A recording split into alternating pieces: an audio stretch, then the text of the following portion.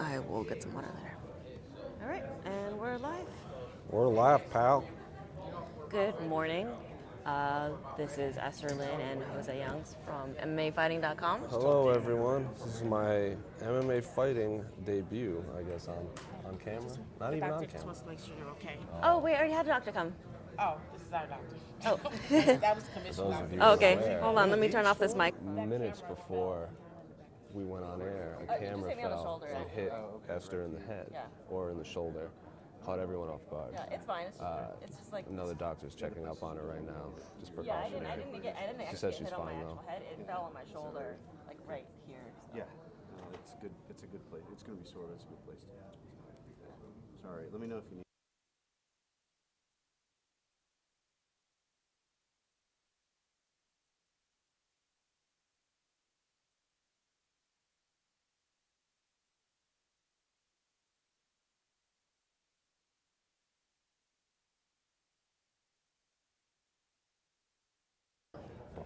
Okay. We're live again. That was Esther getting checked out by the UFC doctor this time. Battle scars. Yeah, I'm fine. No, it's fine. I have no idea. I'm just trying to figure out how it's gotten there too. Crazy angle, just slip right It was intentional, right? You're thinking like, how does that naturally do that? Coming after you, Esther.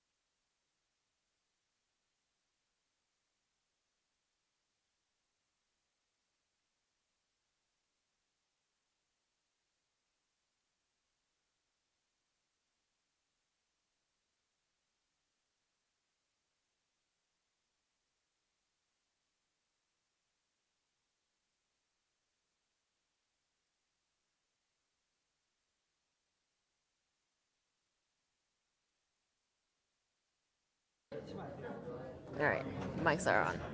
And we're back. This is Jose Youngs, Esther Lynn. This is my first MMA fighting live stream or anything. Looks like we're about to start. Esther's all checked out after a camera fell on her head right before we started. Pretty full scene here in Denver. Oh my goodness. Yeah. Normally people don't show up to these. Yeah. Looks like we're about to start. Mike Perry up first. Faces Donald Cerrone in the co-main event. Not a fan of my hair either. No, not a fan at all. Well, maybe. He did say you were friendly. Friendly hair.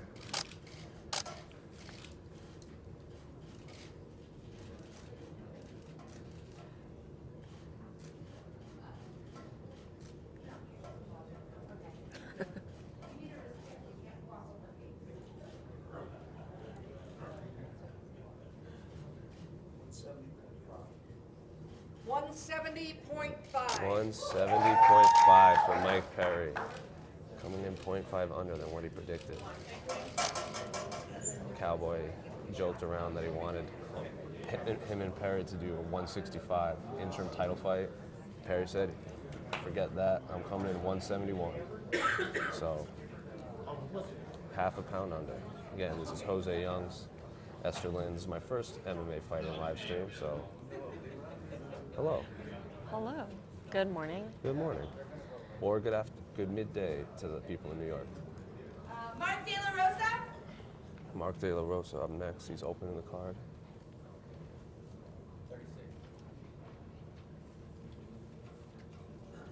Husband of Montana De La Rosa. Fought in July. Fellow UFC fighter.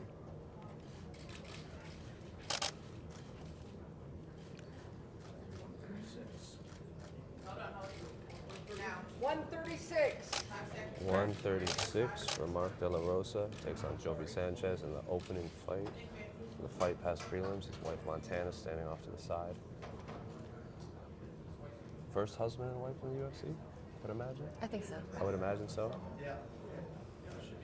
Yes.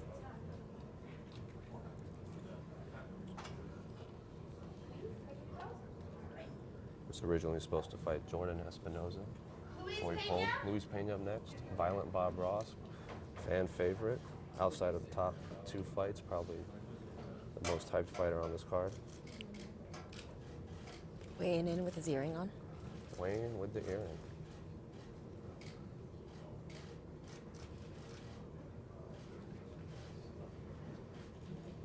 $155. 155 on the dot for Luis Pena. Violent Bob Ross. Earring in and everything. Making championship. Told us yesterday, most fans don't even know his real name. It's gone to the point where someone says, "Hey Bob," he answers and turns around. So, I'm watching this vlog with Mike Perry. He joked around that he can make 145. I think he was 162 a few days ago, so he's like, "Watch out, featherweights." So, I don't know. He looked really He's a drawn. big- Yeah, I he's don't a want big boy. to see him He's a at big boy. 145. I don't want to see that. nope. Probably have to shave his head, like Daniel Strauss and Bellator have to shave off all of his dreads. No one wants to see that. No. No one wants to see Bob Ross bald. Here in the Mike takes on Mike Trizano. Luis Pena was on the Ultimate Fighter with him, got hurt, didn't get to fight in the title main event finale. Told us yesterday there's no question he would have won if he was healthy. So he's kind of viewing this as the official Devante Smith. tough finale. Devante Smith up next. He takes on Julian Rosa, opener on Fox Sports 1 prelims.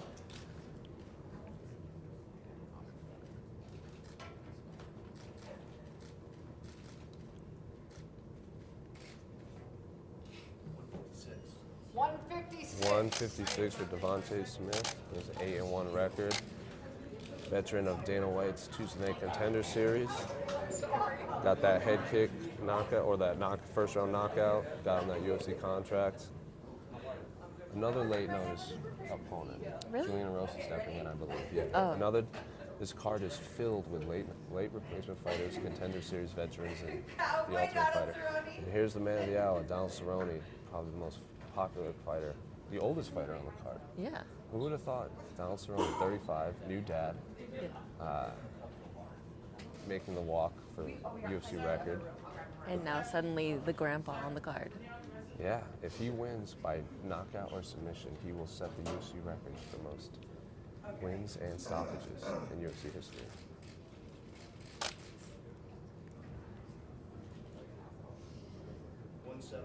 $170 on the dot for Donald Cowboy Cerrone. Fans absolutely love him here in Denver.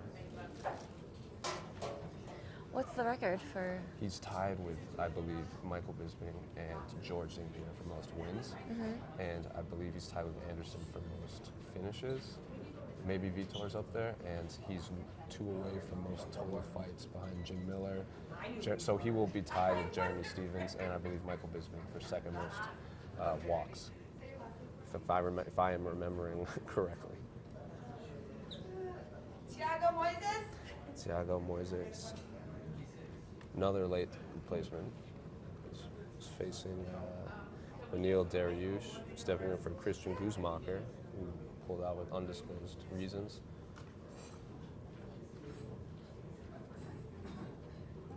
Another, you guessed it, Contender Series veteran. Oh, Another, you guessed it, late replacement opponent. yeah, wow. This card is full of those. Filled with massive step up to competition against Beneil Dariush, though. Yeah. That's quite an undertaking. 156. 156 for Thiago Moises from Brazil. Does have a decision loss to Jason Knight from back in the day. So he's faced some tough competition getting here.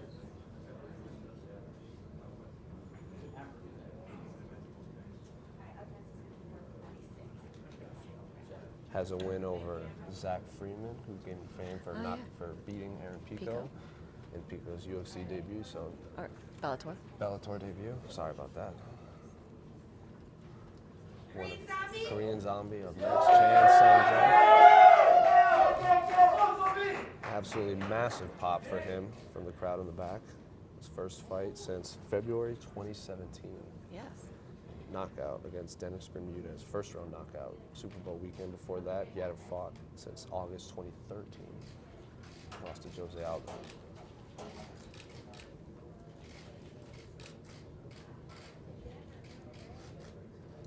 What's your favorite fight of his? My favorite fight? His 146. 146 for Korean Zombie. My favorite fight of his, and coincidentally, my favorite fight of all time is Korean Zombie versus Dustin Poirier. Oh. I believe that was in Fairfax, Virginia. 4th round submission win, submission of the year, and fight of the year. That was when Poirier was on a run with Darce choke submissions. And just that finishing sequence of flying knee into the Darce choke is just a thing of beauty to me. Also holds the only Twister win in UFC history, knocked out Mark Hominick in 6 seconds. So he has 2 fight of the years, 2 submission of the years, 6-second knockout.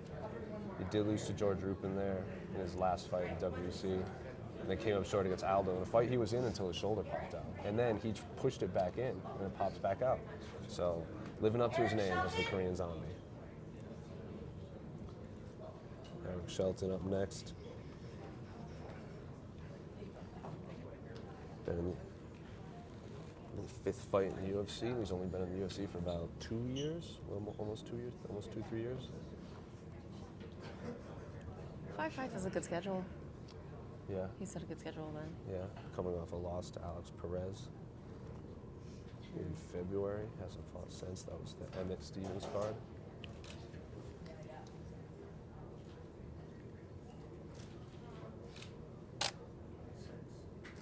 $126. 126.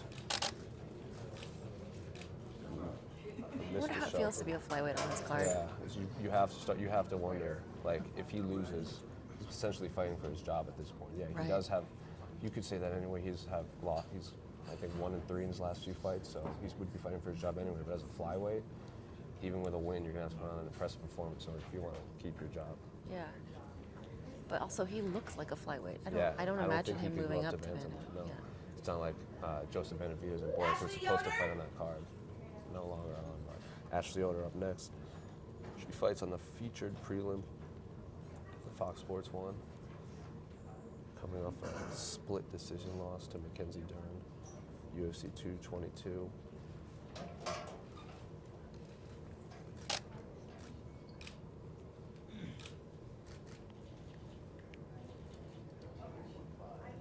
$115.5. 115.5 for Miss Yoder. Reading she is a avid dog lover with a dog named Beth. Beth? Beth. Oh, That's what I read. That's a nice name. So, hasn't fought since March. Her opponent, Amanda Cooper, is also coming off a loss to Mackenzie Dern. And this is Jose Youngs and Esther Lynn. We're coming to you live from UFC Fight Night Denver, early weigh-ins. Beneil Dariush up next. Hasn't fought since losing to Alex Fernandez in a slightly controversial way. Alex Fernandez extended his fist. He says he wasn't going for the glove tap. Comes out wide anyway. Right.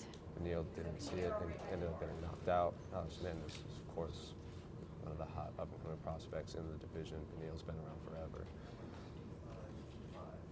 155.5. 155.5 for Mr. Dariush. At one point was one of the hovering around the top 5 for a while before he ran into Michael Chiesa. Right. Submitted, beat James Vick, Rashid Magomedov, but then is on a 3-fight. Hasn't won in 3 fights, does have the draw to Evan Dunham, but he's in desperate need of a win here. Shelby Sanchez up next, opening the card against Mark De La Rosa. Another, you guessed it, short notice opponent. Yep. He's been in the UFC before. Yep, been in the UFC before. He actually fought on the McGregor-Dennis Seaver fight card and won. The one. Also, you guessed it, another Dana White Tuesday Night Contender veteran. 135. 135 for Shelby Sanchez, taking the fight on short notice. Filling in for Jordan Espinoza against Mark De La Rosa on the opening fight on the UFC Fight Pass. Coming off a submission loss to Roberto Sanchez in February. Prior to that, he had 2 fights on the Contender Series, a couple fight on Jackson Wink. This is his second run in the UFC.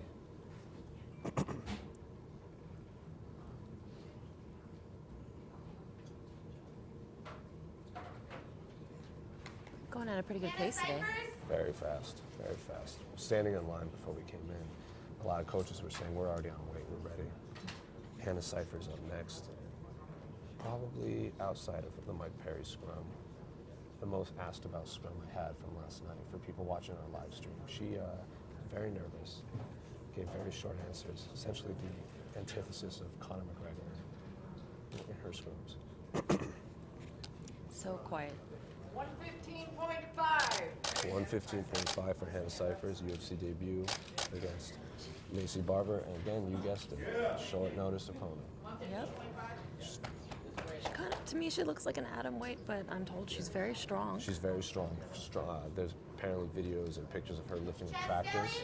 She's 8-2 though. Her only 2 losses were to Jillian Robertson and Heather Clark in her MMA debut. So Wow. she's fought some legit fighters. Yes. No pushover. Chad Skelly up next. Hasn't fought in a long time, I believe UFC 211, but definitely no newcomer. 146. 146 for Chad Skelly. He's coming off a loss to Jason Knight. Yep, UFC 211. Brutal fight, absolutely brutal fight. I believe he got an 180-day suspension after his last fight Right. against Jason Knight. I was also heard he actually had Tommy John surgery on his elbow. He I didn't know messed that. up some tendons in his elbow. So outside of baseball, you don't really hear a lot of athletes getting Tommy John surgery, especially a fighter. So What causes that injury? overexertion. Usually they take a tendon from your leg and put it in your elbow. Pitchers such as John Smoltz, Steven Strasburg, Didi Gregorius, shortstop for the Yankees, just had it.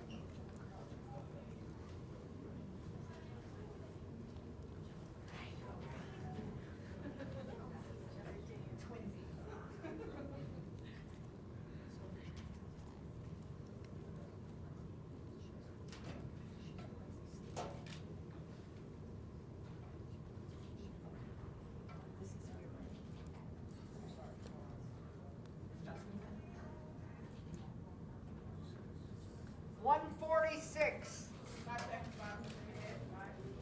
146 For Bobby Moffett. for Bobby Moffett. Oh, gotta take a Takes picture. on Chad Skelly.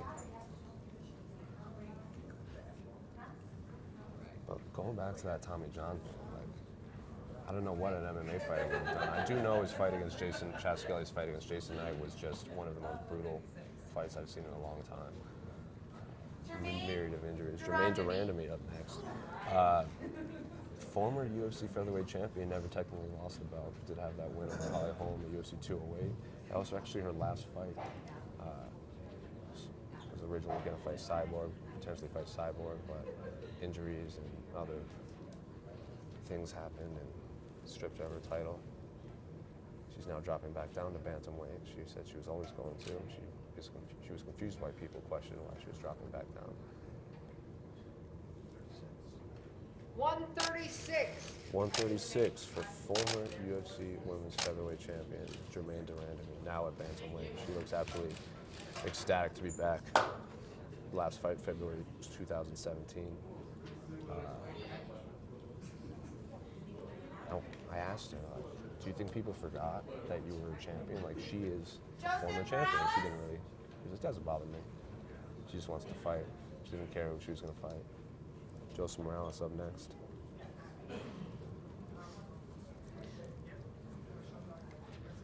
Taking on Eric Shelton on the last Fight Pass fight. Another flyweight. So.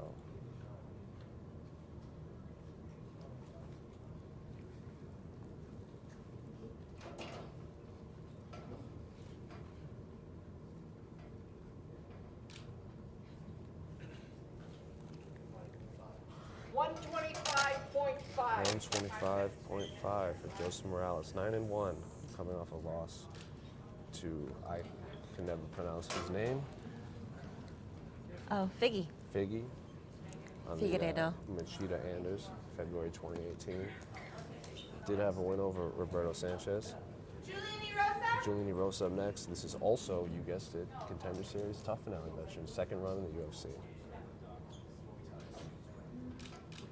People seem to take that path where they fall out of the UFC and go back in through the Do Contender Series. Yeah, it's been one of the best things from that run. 155. 155 for Julian Rosa. Usually competes at 145. Went 6-2 outside of the UFC after getting cut. I believe he was part of Team Faber on the McGregor Faber tough, the Ultimate Fighter. 22-5. So no drama yet. No drama. But Lightweight 6-10.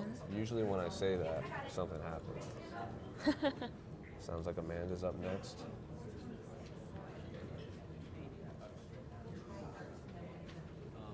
Amanda, Bobby Cooper up next.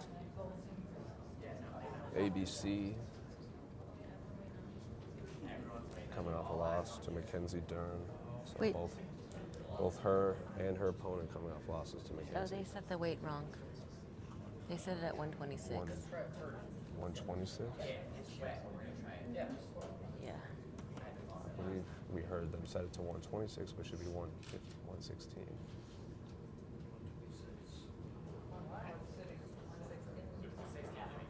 Yep, that's the confusion. Oh my God. You got me shaken. Don't talk about it, guys. Wow, imagine being on that scale, trying to make 116, they make mistakes, saying, oh, you're 126. No hoop, yeah. We'll Yeah. see. Oh, there it is right there. 117. 117 for Amanda Cooper. My suit's fine, so you're 116 back. They're gonna bring the hoop out. Her fight attire is wet from her weight cut, so she's gonna use the hoop, see if she can hit the 116 mark. They were saying that when they were walking out. They just wanted to check Yep. how close she was with the suit on. But out comes the hoop. They didn't seem surprised. Well, they were surprised at 126. They don't seem surprised that they needed the hoop.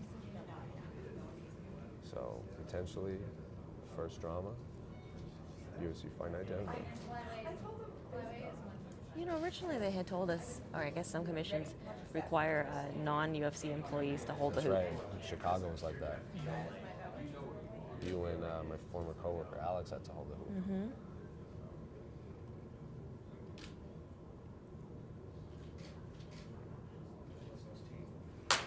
$116 for Amanda Cooper. Her coach is absolutely ecstatic. Fans in the back going crazy. Good to see. So no drama yet. She's 3-4 though. She's one of the fighters on the roster with a sub 500 winning record. She's 3-4. Wow. So it's no question she's in desperate need of a win here.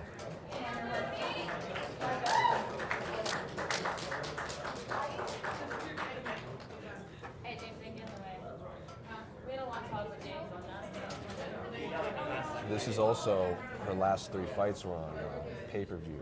Oh. Not necessarily on the pay-per-view card, But on a pay-per-view 209, card. 218, 224, and she's fought in some Cynthia Calvillo, Angela Magana, and Mackenzie Dern. So 3 fighters that have a following, whether you love them or not. Like, does have the win over Angela in Detroit. I think I would say that was one of her biggest wins. Yeah. Now we have a little bit of a lull. So, Now we have time for some. we have time for UFC Denver facts. I was actually researching that. What's this? The 20. This is weird because I've watched you guys do this for so long. Ariel did it so well with his golf voice. Chuck Yeah. and Sean do it great. Mark and Sean obviously have their banter where they Yeah. did the bet with the shoey, and Sean lost. But fun facts about Denver. Fun facts. Luis Ballast operated the Humpty Dumpty Barrel Drive-In, first person to trademark the cheeseburger Here in in Denver. Denver. Apparently, Cheeseburger. the cheeseburger. The first permanent structure in Denver, saloon. Before a hospital, before a bank. Of course. Saloon. That makes sense. For sure. I have a question about the cheeseburger thing. So, because he was trademarked it, does that mean that no one else was allowed to make a cheeseburger unless they paid him? That's a very good question. But if I look up his name, Luis Ballas, the top thing is Denver, Colorado, home of the cheeseburger. Is the top link outside of the Wikipedia page for just cheeseburger. And if you look up the history, I'm gonna look up, there you go. Trademark for the name cheeseburger was awarded to Luis Ballas of the Humpty Dumpty Drive-In in Denver, Colorado. What do you know? Other restaurants claim to have invented it, but he got the trademark. Apparently there's a beef between Kaylin's restaurant and Louisville claims to have invented it in 1934. No trademark though. That's a movie right there. Yeah. That's The a movie waiting to Cheeseburger happen. Wars? Yeah, man. I'd see that. Tom Hardy can play one of them. But I want Tom Hardy in everything. Yeah, I'm going to watch him in every movie.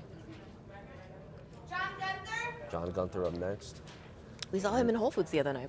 We did. We were at Whole Foods and we saw him. He kind of looked at me like he knew who I was or like he recognized me. But then kept on walking. Fun fact, he says his hero in life is Yosemite Sam because of his mustache and his drive in life.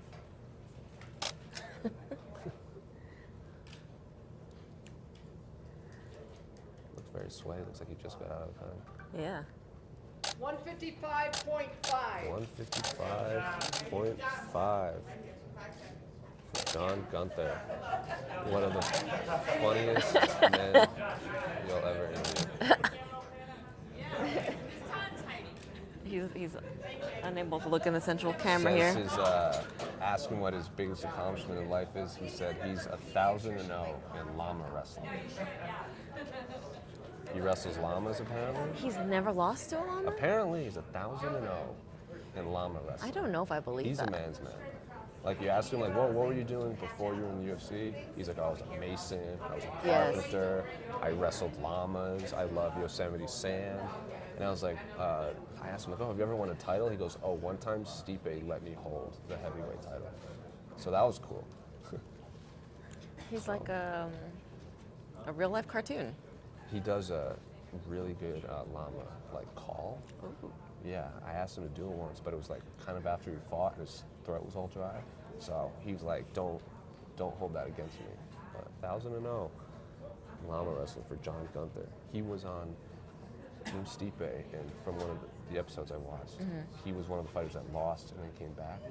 And I guess there was some controversy, like, oh, you're just friends with Stipe, that's why you're coming back. But he fought in the tough and and won, so Yeah. he has a shot to go 2-0 in the UFC.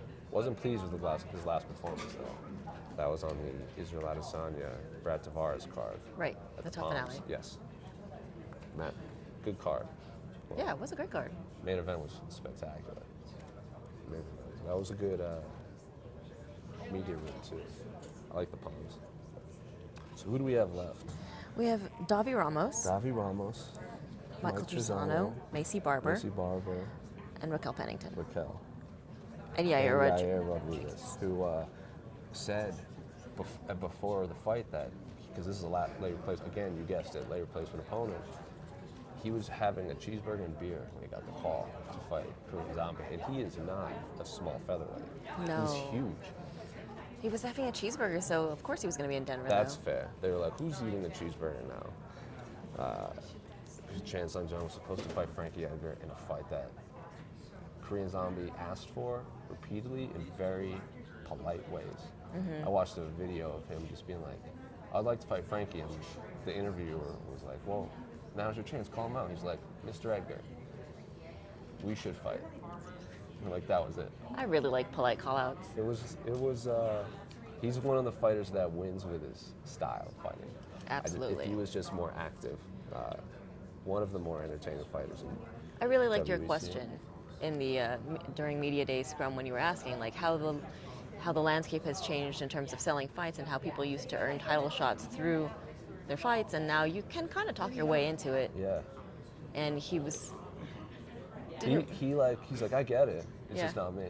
I Yeah. feel like that's a lot of the case. And then even Yair, I asked him, because Yeah. Korean Zombie needed a translator. I asked Yair, I was like, is English key? And he's like 100%. Like Aldo and Barao never really spoke English. And if they did, it was like 1 or 2 words. Like even look at Habib. He became a megastar after he learned English. Like if you Yeah. needed a translator, it wouldn't be the same. Like send me location. Would Yeah. not be the same. But the broken English The for broken me English. is key. I really like it. I love it. It's part of his aura. Like, Yes. Like if Fedor ever tried to speak English like that, Yeah. sure. Well, Fedor maybe not, because he's stoic and Yeah. he's silent. His whole thing is not talking. Yeah. And But- actually, he does understand English. Yeah. Oh yeah. Sanderson can speak English just fine. Yeah. Just depends on if he wants to. Yes. But I don't know. That Frankie Edgar fight. If he had beaten Frankie Edgar, there's no question he would get the next title shot or be one away from the title Right. shot. Beating Yair Rodriguez, obviously a big deal, but Yair's coming off a loss to Frankie Edgar, hasn't fought in since May 2017, UFC 211. Was supposed to fight Zabit, got hurt, pulled out. So in terms of just actual martial arts, I love this fight. But in terms of like progressing the division, it's I don't know. It's not Frankie Edgar. Right. It's going to be really fun, but it doesn't have the same stakes No, anymore. I just like the fight. Yeah. It's like when Zabit was fighting Yair, like Zabit called him out, and Yair was like didn't really want to fight him, and then he saw all the fans get behind it. He's like, well, maybe this is a big fight. I'm glad it's 5 rounds. I'm very happy it's 5 rounds. A lot of people keep saying, well, maybe if he got hurt, they could have elevated Cowboy Perry to main event. Give Right. Cowboy like hometown favorite. Yeah. Says he's gonna drop back down to 155, break the record in the main event. Yeah. But I want Korean Zombie, Yair Rodriguez 5 rounds. Yes. Very badly. Absolutely.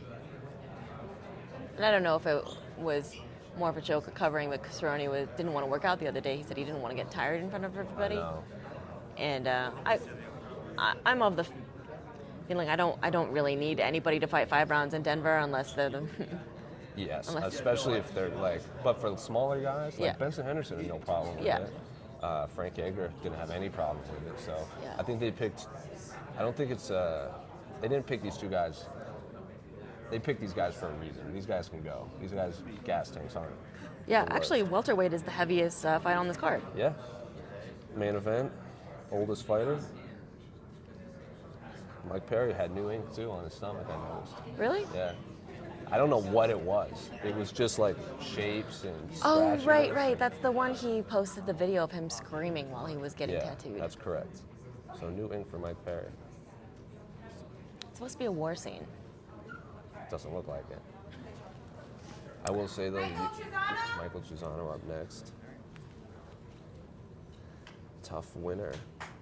Beat Joe Giannetti in July to win the Ultimate Fighter crown. Opens the main card against Luis Barbour Pena.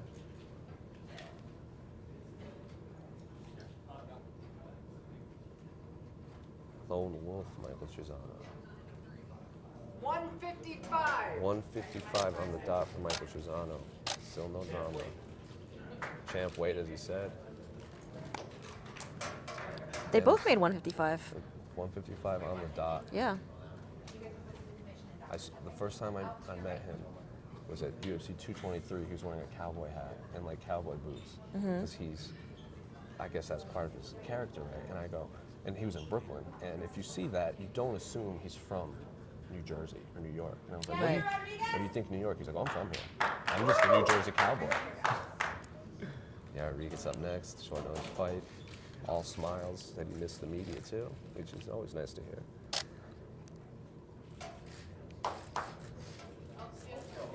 Oh. Can't flex while they're He's making the still weight? smiling, flexing. He's ready to go. 145.5. 145.5 for Yair Rodriguez. So Oh. He seems pumped. that beer and cheeseburger made no dent. He is excited. He came out ready to go. Love to see that. Now, Said he was specifically very excited to fight Korean Zombie. Oh. Like he was a big fan of him. He's actually training with Eddie Bravo, Yair. And Eddie Bravo claimed like the twister is one of his signature submissions. Korean Zombie is the only twister in the UFC. So Yair said specifically he's very, like, main event, titles, out of the picture. He's just very excited to face Korean Zombie because he just loves his style. So, yeah, Korean Zombie said the same thing. He's like, I always kind of watched him. He had exciting knockouts and finishes and throwing these crazy rolling thunder, like switch kick, everything. So, again, like I said, in terms of martial arts, I love this fight a lot. And Yair seemed to love it too. Have any predictions? I'm gonna have to say I'm gonna have to pick Korean Zombie. He's been in camp. This is short notice for Yair. He's coming off that injury. Korean Zombie hasn't fought. He hasn't fought in longer though. But Yeah. I picked when Dennis Nunez fought Korean Zombie. That was after his military Service. and he also was coming off a knee injury before that. Right. I thought Dennis was going to win because of that long layoff. Knocked him in the first round. So obviously ring rust doesn't quite factor with Korean Zombie. Right. So we'll see. Yeah, But- I had picked the same due to the same factors. so I'll have to stick with Korean Zombie. He's also real excellent on the ground. You saw what Frankie Edgar did to Yair on the ground at Yep. UFC 211. So, but it's a fight that my pick of fight of the night. So one of the top two fights for sure. Yeah. I'm sure Cowboy's going to want that fight tonight. But after his purchases of a $1,200 jacket and bullhead, if anybody hasn't watched our stream of the scrums or watched our scrums, Cowboy was wearing probably the warmest jacket I've ever seen in my entire life. Yeah, I don't know what. He joked that lots of chinchillas died in the making of it, but I actually don't think it was made out of chinchilla. What do you think was real fur? It was real fur. Real fur? For sure. And it was real hide. Wow. Well, yeah. Yeah, that makes sense. So- Was riding dirt bikes or something like that, or No, somewhere? mountain biking. Mountain biking, and then there was like a random coffee shop, and he walked in and ended up purchasing a $1,200 jacket, and they threw in a bullhead for free, Buffalo. buffalo head for free. So only Cowboy. Well, he Only negotiated the buffalo head. Yeah, Because he he didn't want to says, pay "I'll- $1,200 just for the I'll jacket. buy this jacket if you give me the bullhead. But only Cowboy would walk into a coffee shop and walk out with a bullhead and a fur jacket, Yeah. living up to his name. Coming off a loss to Leon Edwards too. 1-4 in his last fight. 5 fights. That's surprising. Lost to Leon. Is that the worst losing streak of his? Yes, for sure. He his loss to Robbie Lawler was his first losing streak ever. And he's lost to Varner, he's lost to Benson, Even like against Rafael, Pettis, and Nate Diaz, like he always bounced back. And he lost to Jorge Masvidal the last time they were in Denver. But I personally think that was too quick of a turnaround because he fought Matt Brown in December Right. and then fought Masvidal in January. Yeah, and he people don't, for some reason, they don't count the injuries of the winner Yeah, for sure, which is very strange. because that was a war that he had fought against Matt Brown. and he Yeah, got- it was a knockout. It was a head kick knockout. And But takes some Cerrone time had off. gotten dinged Oh yeah, a lot it was in that third fight. round. And that was his 4th win in a row. Take Yeah. some time off, but he wanted to fight in Denver.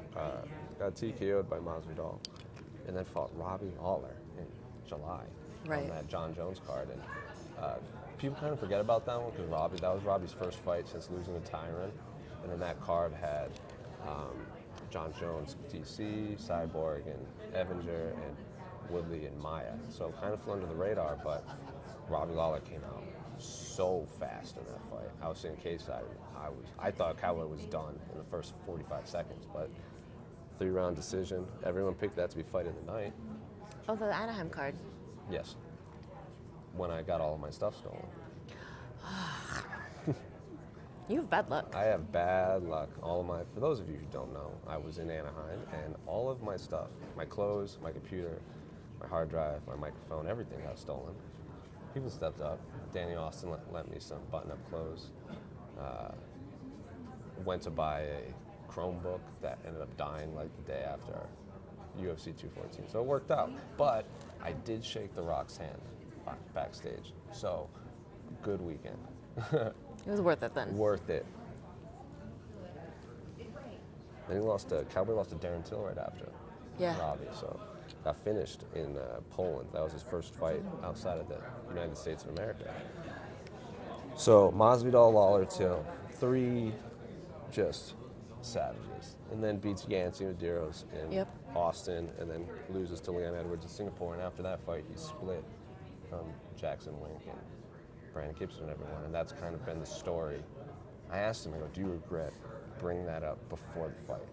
You know you're going to have to answer all these questions. Didn't care. Didn't care. Even was like, here's your clickbait headline. And it's just like, so he doesn't care. So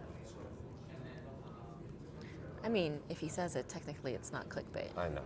Yes. I didn't want to tell him that during the scrum. Right. He's pretty fired up. I am curious if he'll shake hands with Winklejohn after. He said that he would avoid him, but if you remember when the John Jones Rashad thing was very similar. Like Right. John Jones comes in, Rashad's been there forever. Right. They work with John Jones. Rashad leaves, and then after the fight, there's like a video of like Wink and Jackson like going up and saying congratulations to Rashad. And Rashad shakes their hands and everything, and seems to squash it. They definitely have squashed it now, but you got to wonder if Winklejohn will shake Cerrone's hand after this.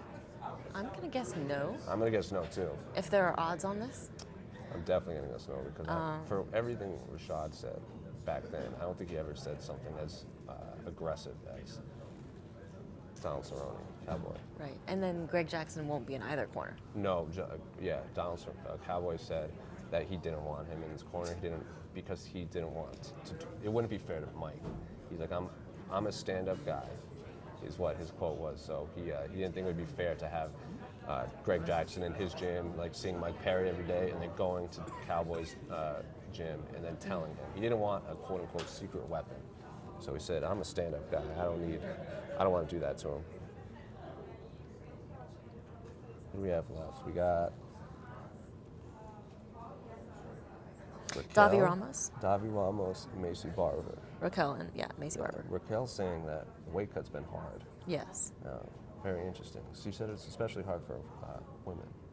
it is. It is very hard. There's a lot of factors, the hormones, also just the fact that your body doesn't want to let go of water. Yeah, that's what Holly Holmes said. When she fought Cyborg, remember, like everyone knew that was happening, but it was just a while to become official. She was like, well, I have to check the calendar. Like, I might Yeah. not be able to cut weight during that. So, Yeah. stuff that I obviously don't think about. Like, I'm sure a lot of fans don't think about. But Raquel said, and then she's had a bunch of injuries. She got up to like 170, she said, during her time off. So, I'm sure she's having a rough weight cut right now. She said it gets harder every single fight. It's never gotten easier. Yeah, I mean, normally she's in fairly early, so this must be a pretty rough one. Yeah. Since we've Fought 40 coming minutes in, Coming off that loss to Amanda Nunez. which was a really tough loss. Very tough. A lot of all of the questions at media day were about that fight, and I asked her, "Are you looking forward to not answering these?" She's like, "Whatever." Didn't really seem to Yeah. care. You know it's going to be brought up. She said she hated her. Oddly, Raquel hated her performance. She said Right. she was very defensive the whole time, and it just wasn't her in there. Jermaine praised her, saying she stuck in there. She fought her heart out. She was there. That was her. So Raquel hated the fight. Jermaine loved the fight. Of course, Raquel's going to say she hated it. She actually wanted to throw in the towel between the 4th and 5th round, right? Right. And then her coach kind of like, no, you can't throw in the towel. Yeah. Went back out. So real rough loss Yeah. for Raquel. And she had said the first leg kick she took, she already felt like, oh, maybe it was too soon for her to come back. And she was coming off that hunting injury, right? Or that she was on a pinning. she was on a 4-wheeler. That's right. And Flipped so over. a long layoff to go from fight. She fought UFC 205, beat Miesha Tate. Miesha Tate's final fight. Long layoff, and then to come back against Amanda Nunez, who's probably the hardest hitter in the bantamweight division. Yeah. In Brazil. Yes. Like rough weight cut. You're not 100%. Like no one's gonna. That's a really tough weight cut too in Brazil because I mean it's not like we have kitchens in our room or anything That's like right. that. And a lot of the chicken is pre-salted. Yeah. So if you're trying to cut out salt or other minerals from your diet while you're cutting weight, it's a difficult thing to do. That was the fight card. Mackenzie came in 9 pounds over. Yes. So yeah, it's hard to make weight for a woman. It's harder to make weight in Brazil. Recipe for disaster. But it's also cold here. She can't go running outside to cut weight in Right. Denver. Yeah. But at least she's used to it. It's very, very true. I just remember talking to Robbie Lawler when he was still at American Top Team that he's one of the most beneficial things he got was he could just run outside jogging in Florida, lose 5 pounds running 2 miles. So not going to get that in Denver. No. Not going to get that. Kind of a shocker for me. From Arizona, 91 degrees when you catch a plane. Now it's like 27 at night. This morning when I woke up, it was 23 degrees. Oh, it's miserable. All right. Let's find some Denver. Well, actually, I wanted to ask you about. So this is the 25th. Technically, Yes, this is supposed to be the I was 25th gonna- anniversary show. It's the 25th anniversary of UFC. What's your favorite old UFC memory? Becoming a MMA journal, like making this my career. I was a really big fan of. I remember watching Anderson Silva in Pride, and I knew he was unbelievable. And then he lost that flying knee, that flying, you know, when I'm the in Pride, and Flying triangle. yes, and that everyone kind of like wrote, like he didn't write him off, but kind of coming off a loss. And then when he came to the UFC against Chris Lieben, I remember saying like, Chris Lieben is gonna get wrecked in this Yeah. fight. But everyone was like, no, Lieben has like a chin of granite. He's gonna run through him. Like, who's this Anderson guy? And I remember the graphic before the fight said Anderson was 5'11". I sorry. remember that vividly, and everyone. Was watching with a friend. I'm like, I don't remember where, and he's like, he's only 5'11". Like, Chris Lieben's gonna run through this guy. I'm like, nope, Anderson's gonna smash this guy. And it was like 50 something, 60 seconds, and that was like and then the next fight he beats Rich Franklin. So Yeah. that was probably my favorite, like early UFC was Anderson's UFC debut, just because I told him it wasn't gonna last one round, and it didn't. So what about you? Oh, well, I just wanted to interrupt. Chris Lieben's fighting tonight, right? Yeah, Phil Baroni. Phil Baroni, and they shoved each other in Yeah. the weigh-ins for the bare knuckle boxing. Man, Before I started working in MMA, I actually wasn't an MMA fan. I came from production in Los Angeles, so when I got hired at Elite XC, Casey and the first pay-per-view I ever bought was St. Pierre versus Sarah, the first or second one? the first one. Oh my. And we invited a bunch of friends over, and when St. Pierre got knocked out, it didn't really the gravity of that didn't register. Didn't register with you? I remember losing my mind. Yeah, everyone else in the room lost their minds, but because I had just started working in MMA, You were like, this is cool. yeah, This is cool. Still, I think the biggest upset in UFC history. Yeah. Like everyone says Holly, but like, or Chris, or Yeah. Chris's knockout of Anderson to me is the most shocking knockout I've seen, Yeah. like ever. yeah, But Matt Serra's knockout of GSP, I think is the biggest upset. yeah. I don't think of Holly as like I the don't biggest either. upset. I don't either. Because if you think about it style-wise, it was almost it was a very good matchup for Holly, and also think about how long Ronda was dominant. So for as long as Holly could remember, in terms of her MMA career, Ronda was the person to beat. Yes. So she could have spent. I mean, at that time, everyone was planning. How do I beat Ronda one She day? was on the regional circuit. Everyone's like, oh, what do you think about Ronda? What do you think Yeah. about Ronda? That's what everyone was asking. So, I mean, she'd been thinking about it forever. I don't really find that as much of an upset because if that's your target for years, For sure. you know. For sure. Chris said the same thing. Chris Wyman when he knocked out. But that was just so shocked, just how it happened.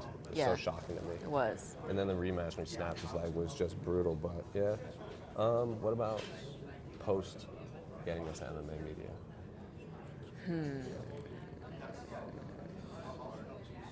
Goodness. Mine was at 196. Like Casey and I knew each other, but weren't like Yeah. we'd say hi, but we weren't like friendly or anything. This was at the MGM Grand, where if Yeah. you didn't get cage side, you got Yeah. the auxiliary seating. And me and Casey just ended up sitting next to each other. And we were like, "Oh, what's up?" So, but when Nate was fighting Connor, the whole fight we were like just shaking each other and just like, "What is happening right now?" And then when he beats, when Nate won, we were both just like, "All right." And then we just said, "All right, that was fun." And then we just went in the back. That was fun. That was just a fun experience to watch. That was, yeah. That was a really exciting. Everything about that was I picked Conor to win that fight too. I did. I did. Yeah, you know what? Most people did though. Yep. Considering that like Nate had come off of a And then vacation. Khabib beating Conor was the first time I picked correctly for a Conor like main event. Like I picked him to beat Seaver, I picked him to beat Max and all that stuff, and Poirier. But like I thought Aldo was going to beat him. I thought Mendes was going to beat him. I thought he was going to beat Nate the first time. I thought Nate was going to beat him the second time. I picked him to beat Eddie, but Khabib was the one I was like on the dot, the only time. Did you call the round and everything? No, I was one round off. Oh. I was watching your AKA videos when you went to AKA for the Bellator one, and one Yeah. of his teammates said third round submission beef. So I was like, that sounds good. So I picked third round submission, fourth round submission.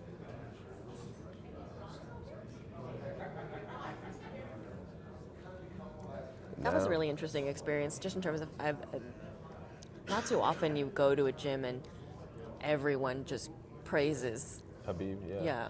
Even Violent Bob Ross at Media Day was saying that he was one of Khabib's main sparring partners for his preparation for Conor, probably for length-wise and Yeah. feel for the body. So after a full training camp wrestling with Khabib at American Kickboxing Academy, you got to like Luis Payne was like, they're not going to throw anything at me. Wrestling with a bunch of Dagestanis for like 9 weeks, like there's nothing Mike Trizano has that I haven't seen. Yep. Plus, Luis Payne was saying he was like an Arkansas State wrestling champion in college or something too, or not college, like high school or something. So it was like his wrestling wasn't bad. People kind of sleep on that because he does have a boxing. He was saying that he had one boxing match. He also or doesn't something. look like a wrestler in terms of his He had, frame. If I'm remembering this correctly, he was saying he had like one boxing match and he lost, and the guy that he lost to ended up fighting on the undercard of like an Andre Ward Oh. fight card. So he's wrestling with Khabib, boxing like legitimate strikers. So Luis Pena has all the makings of a guy you can get behind. He said it. He has no problem being like, Rampage is Rampage. Right. GSP is GSP. Like, Crow Cop is Crow Cop. He's just gonna be Violent Bob Ross. Yeah. No one's gonna know his name. It's gonna, like, his fight kit. He's like, I wish my fight kit said that. Just Violent Bob Ross on the name. I wish it was just like a painter's shirt. Yeah, painting in blood. They should let him come out with like a brush over his ear and a palette. I don't even know how did he. I think it's like some media person called him. Bob? He called. He goes, "You look like a Violent Bob Ross." Just like said it, Oh, or like tweeted it, and then it just stuck. interesting. So he owns it. He does. Out of everyone on this card, he does the most social media. He does all the Yeah, interviews. he does. I asked Mike Trizano, I was like, "What do you think about that?" Like, he's like, Mike Trizano was wearing a red, white, and blue jacket. So like, he knows how to market himself. But like, Luis Pena is doing every interview, posting on social media all the time. Like, the same. Like, we tweeted a clip of him. Like, all these sites tweet clips. He's doing all of it. Yeah. Mike Trizano is not. And he's like, he's doing my job for me. So if I beat him, I'm the guy that beat Violent Bob Ross. But Yeah. could also backfire. Yeah. Violent Bob Ross beats you. We'll see. Who do you think's gonna win that fight? I'm going with Luis Pena. Yeah, me too. After 9 weeks of training with Khabib, Yeah. it's hard to pick against that. Yeah, absolutely. Makes me think of the fact that it's better when somebody else picks your nickname. 100%. Yeah. 100%. You can't just give yourself a name, like Hector Lombard changes his name all the time, or Yeah. Diego Sanchez or Tito Ortiz changed his name a few times. But if you're getting Violent Bob Ross, it's not a bad name to have. Right. Everyone's gonna remember it. It always feels weird to me when you get a bunch of fighters that they have nicknames like Pitbull or whatever. I was like, A lot of really? Are you Pitbulls. actually Pitbull? Like, Right. is that really your nickname? I like nicknames that play off their last name. So like Rick, the horror story, is great. Or like Chitty No Jaquani has Chitty Chitty Bang Bang No Jaquani. I love that stuff. I love names like that. Clearly not enough though. Or like the James Krause. His name was the James Krause. Cowboy though, Cowboy's up there where no Yeah. one calls him Donald. No. He's just Cowboy. Yep. Korean, like we were saying this on. We were Oh, walking past yeah. everywhere in this hotel where there's like fighter check-ins, like fight cards, it doesn't say Chan Sung Jung. It literally says the Korean Zombie.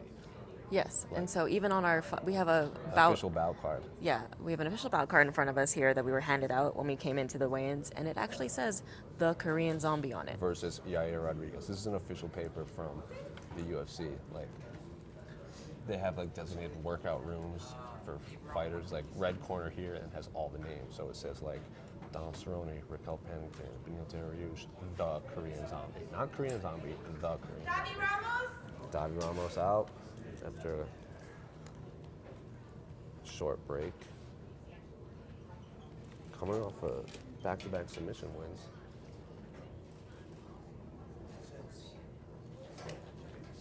$156. 156 for Davi Ramos, the Tasmanian Devil. All right.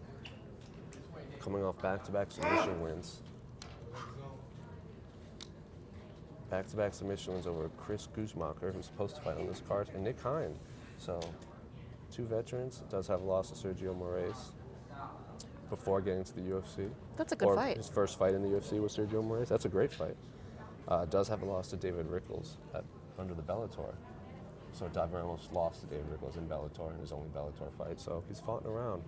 I'm getting a message from our coworker, Alex. Jordan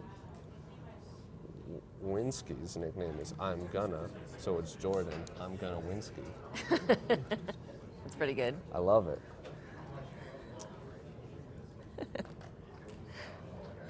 So now we've only got two left. We've got Maci Barbour and Raquel Pennington. And Maci does have a reputation for not making weight. That's true. Maci also really wants to fight Mackenzie Dern.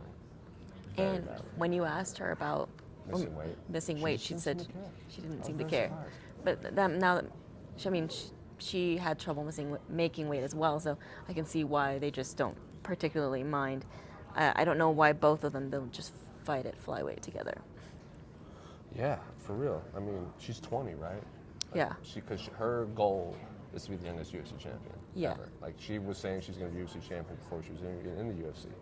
So, I never Yeah, know why for years. people gun for strawweight champ when the path to champion in flyweight shorter for women. It's a smaller pool.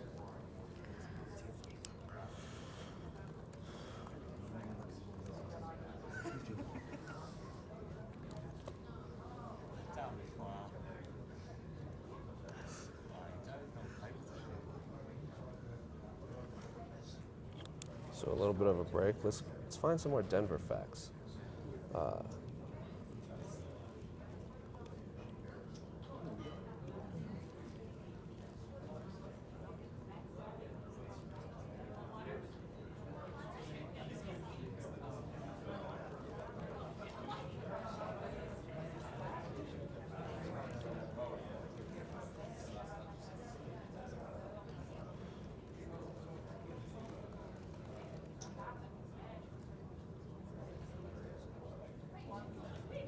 You a football fan?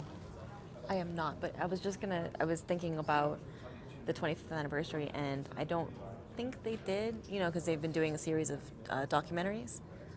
But who I would have really loved to see a documentary on for the 25th anniversary is Susumu Nagao. Which one? The what? Susumu Nagao, Oh, yeah. the original photographer for the UFC.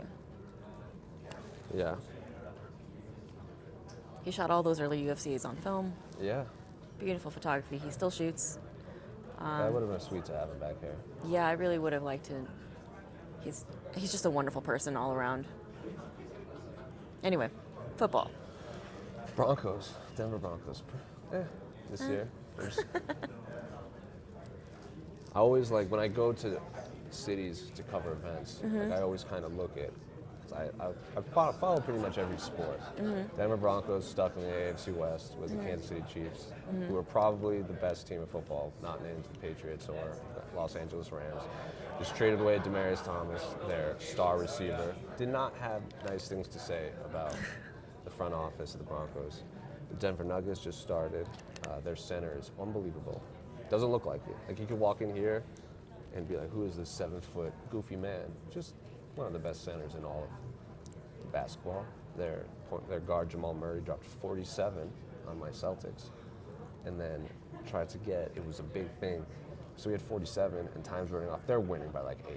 And it's like unwritten rules, like don't try to score if you're winning while the clock is running. It's like, don't do that. He wanted 50, so he shot a 3-pointer as time was running out. Celtics did not like that. So No. Kyrie Irving, our point guard, took the ball and like chucked it into the stands, which coincidentally a little kid wearing a Jamal Murray jersey caught. So happy story in the end. Yeah. So Denver though, Rockies, Nolan Arenado, third baseman, supposed to go to Arizona State University before he jumped to the MLB. I think they lost the wild card, if I remember correctly. NFC West, NFC, NL West is just past my brain right now. Baseball season's over. Yes. Red Sox win. I'm sure you're. How long did that high last for? Oh, I'm still on it. Oh, good. I'm still on that. For those of you who don't know, I'm from New England, and it was very difficult to work with me probably during the World Series. Pacing around.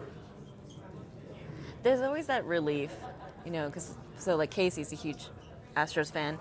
There's always that relief and sadness, when your team gets knocked out, because one, you can return to normal life, Yes. but you're sad. Yes. And I would say, like growing up, it was kind of like that. But like the Red Sox, like, oh, you haven't won in 86 years. Like my dad would just like, we lost, whatever. He'd be sad for like a day. 4 World Series in 18 years, like, I love it. I love it. Give us all of the World Series. I gotta say, you're the nicest Red Sox fan I've ever met. Really?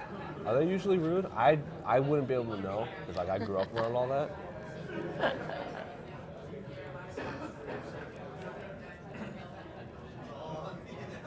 Some might say you're friendly. Some might say I'm friendly. Some might say I have friendly hair.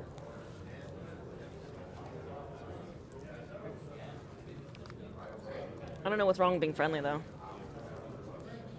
Being friendly is awesome.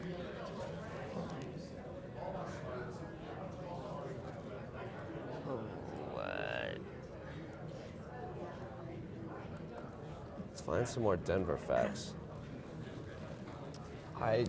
One Denver fact I did know without looking it up is I don't remember the chain of the restaurant or the restaurant, and I confirmed this because I did remember this. Elvis, have you ever heard the Elvis sandwiches he would eat? It'd be like peanut butter, like bananas and all that crazy stuff.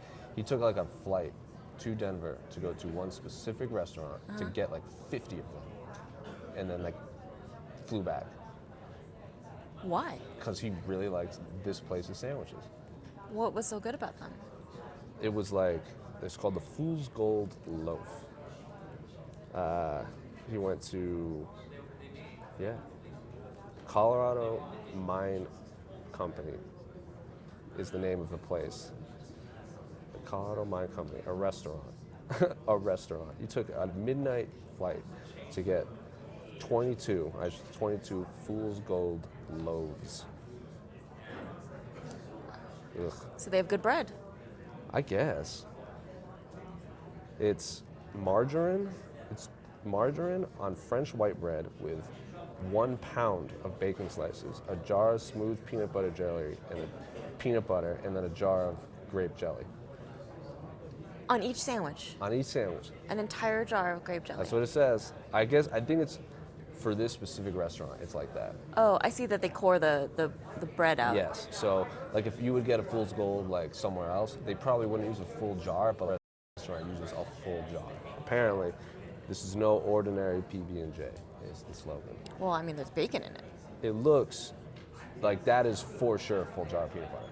Yes. They carved the whole thing out. So, like, a PB&J with bacon in it actually doesn't seem bad, but I don't understand why there has to be margarine. And it specifically has to be French white bread. That's okay. But why margarine? Yeah, I don't know. That's kind of gross. Can't believe it's not butter, I don't know.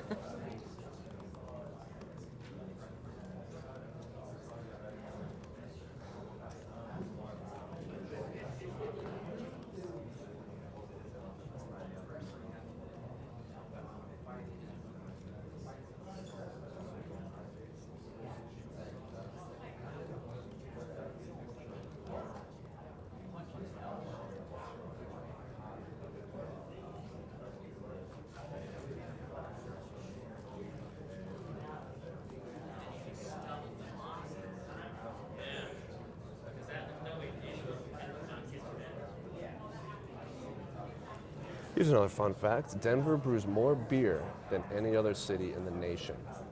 Has over 200 different beers brewed daily. Huh. So, cheeseburgers, golden loaves, and beer.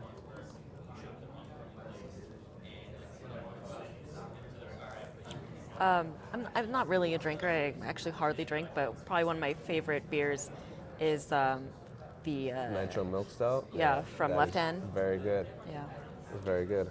Big fan of stouts. Me too. It's my preferred choice. Also, fun fact, the 76 Winter Olympics are going to be held here. Oh. But the residents voted against it. So it's the first place to ever turn down hosting the Olympics. they got it, and then they were like, nah. I don't know where it ended up. Good choice, though. I mean, I'm really not excited about having the Olympics. If Oh, in LA? Yeah. That's still a ways to go. yeah, I just Or the World Cup's going to be here too. But it's going to be Canada, US, and Mexico. They're going to split it up between the three, yeah. so what is it just It's gonna be in the North America? Yeah. Oh, Yeah.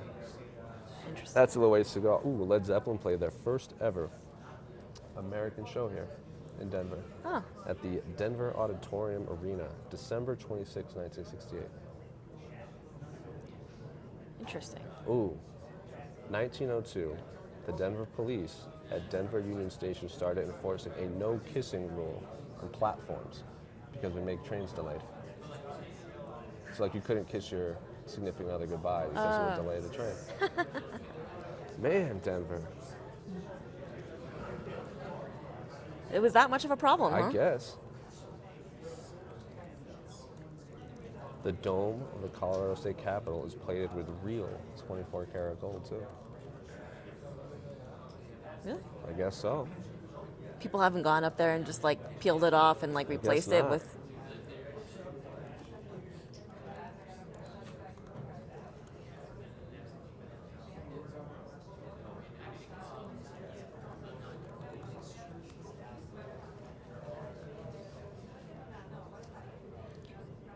You were saying Led Zeppelin played their first American show here.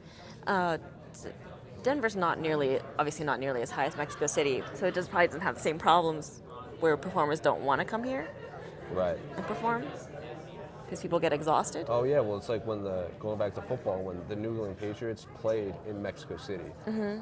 I think either last season or 2 seasons ago, because the NFL's trying to do more internet. They go to London, and then I can't remember who they played. Maybe the Rams. I know the Rams went there, but they flew to Denver for the whole week and trained in Denver to get used to the altitude. But I'm like, you're still not going to get used to Mexico City. It's a Yeah. whole new ball game down there. Yeah, it's just so much higher. Fabricio Verdum flew out a month in advance, 2 months Yeah. in advance, and that ended up being Cain Velasquez's downfall. Yep. He only came 9 days, something like that. Mile High Cain. That's when the meme started. Sea level cane. Sea level Cain. Yeah, yeah, it is really exhausting to be up there at that. It's just so much different. I believe there's, once you get to a certain point, there's actually it's not incrementally different. Sure. Right. So it's I'm 5,000 feet to 10,000 feet. You're oh, okay, it's just gonna feel twice as difficult. I think it's a lot more difficult than that. Mexico City. Yeah.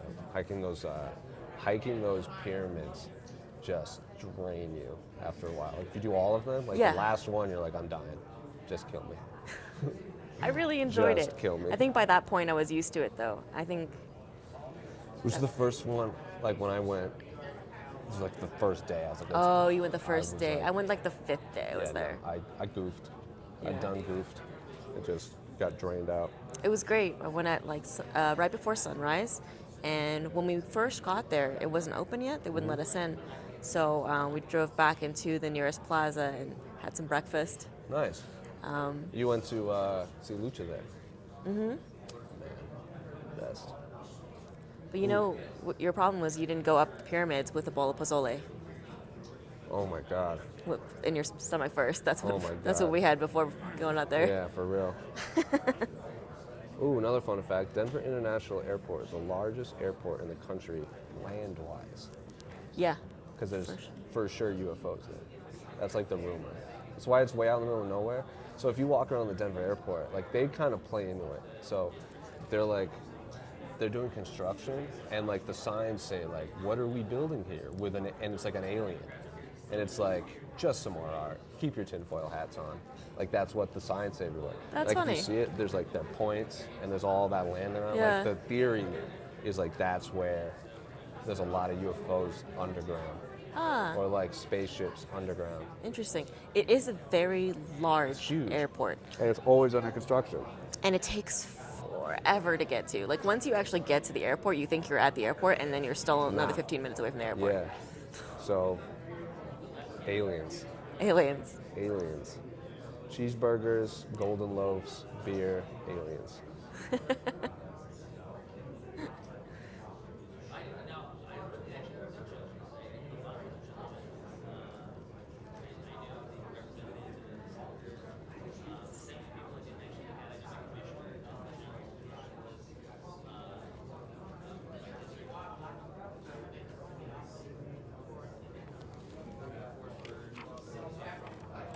Still waiting on Maci, Barbour, and Raquel Pennington. For Yep. those of you that tuned in later, this is Jose Youngs and Esterlin. This is my first live stream with MMA fighting. Congrats. So thanks. Welcome. Hopefully I do okay. We've got 50 minutes left in the allotted time for the weigh-in. So plenty of time, Yes. which means plenty of time to kill if Maci and Raquel You don't. gotta want like Maci Barbour, like first UFC fight off the Contender Series on the main card. Right. UFC 25th anniversary. Yeah. Like fighting in front of her home crowd. Like this is, and I asked her, I was like, have you had like a welcome to the UFC moment? Mm-hmm. Like, I'm sure you watched Donald Cerrone growing up. Yeah. Like, have you bumped into him? She's like, yeah, it's all good. Like, she didn't seem fazed by it at all. Yeah, she doesn't seem nervous at all, which I don't know. The complete opposite of Hannah Cyphers, her opponent. Right. Like, Who was trembling at she- media day. She walked in and like I was like when I was doing some research on, I kind of knew she was like that because I had ever interviewed her, seen her fight on the North Carolina. She's from North Carolina or South Carolina, one of those. And I was seeing like her coach would sometimes do her post-fight interviews for her. She just doesn't like doing the media. And then like on Twitter, she's like, I like fighting. I don't like doing like she doesn't hate it. It's just not her thing. Yeah. But she loves fighting. Yeah. So Maci though was all in on. She loved doing the media. She had an open workout. Yeah. She was the only one of the non-co-main in Maine, and then Raquel and Maci have ties to Denver, obviously. Yeah. So they got to work out. Well, Donald didn't really work out. He just walked out and was like, I don't feel like working out. Right. And then said he would answer questions, but then ended up just kind of walking around. Just signing autographs. Signing autographs. Yeah, people loved it though. People hated Mike Perry. Well, not me. Obviously, they probably didn't hate him. They were just Cowboy fans. Right. And there was just that one guy who was a really, really Yeah. big Cowboy fan.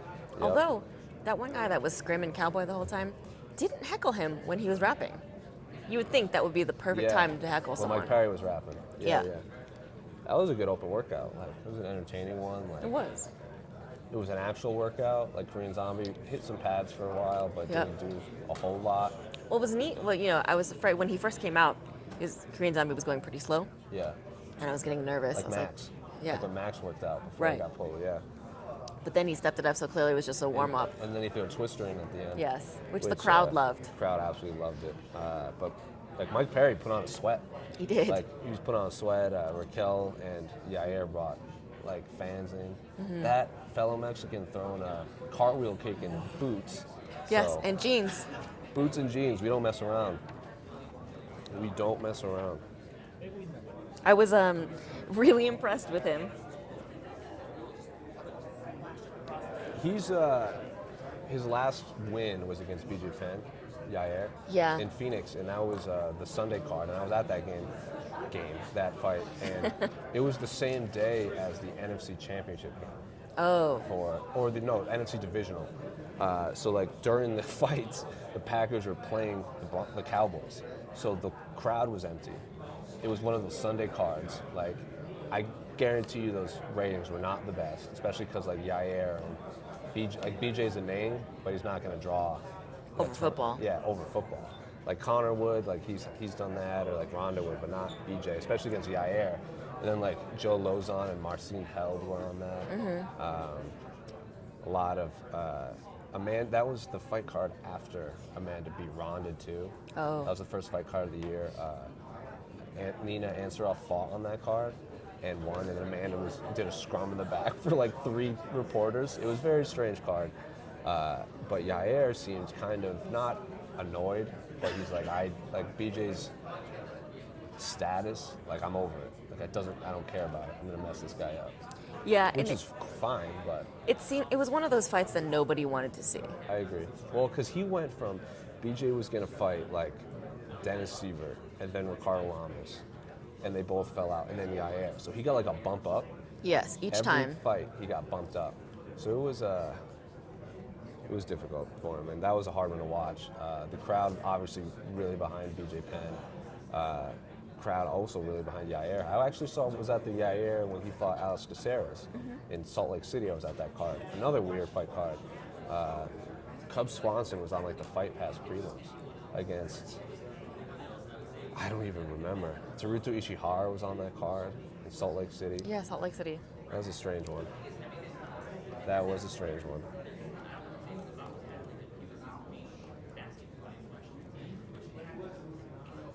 That was a weird card.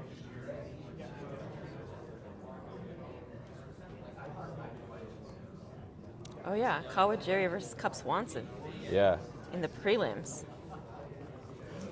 That was there was like a accidental like almost knee to a grounded opponent in that fight card. On that fight, Court McGee was the hometown boy.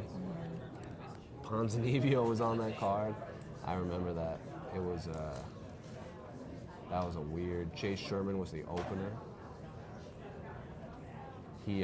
Chase Sherman was that whole fight just like screaming at who did he fight? Justin Levitt. Yeah. And he was screaming at Justin the whole time, and Justin's like, "What? Who is this?" And he just kept messing him up. It was a weird fight card. Marina Moroz was on that. David Tamer, that's the one I couldn't remember. I remember there was like another like good prospect on that card that Yeah. just escapes my mind, but that was a fun one.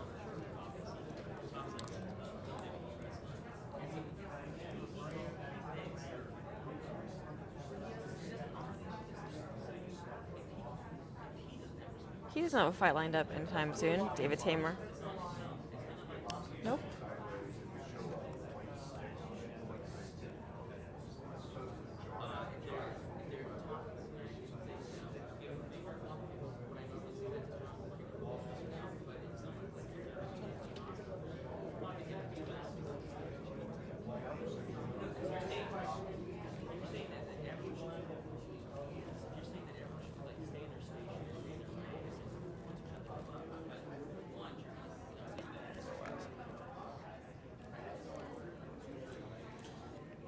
So happy Friday morning to y'all.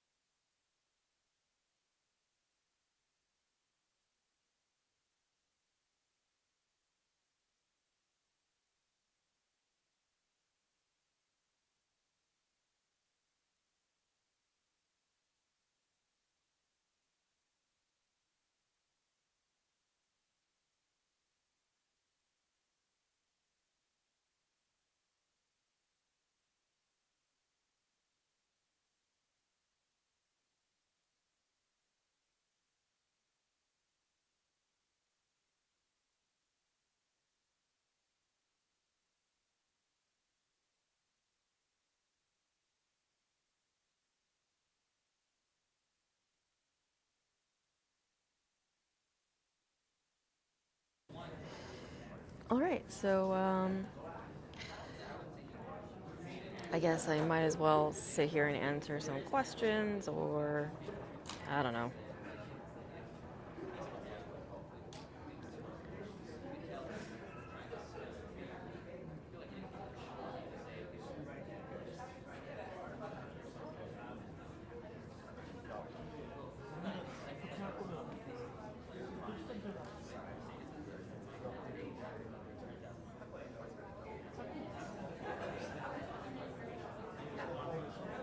You know what? I always forget how strange all these live comments are.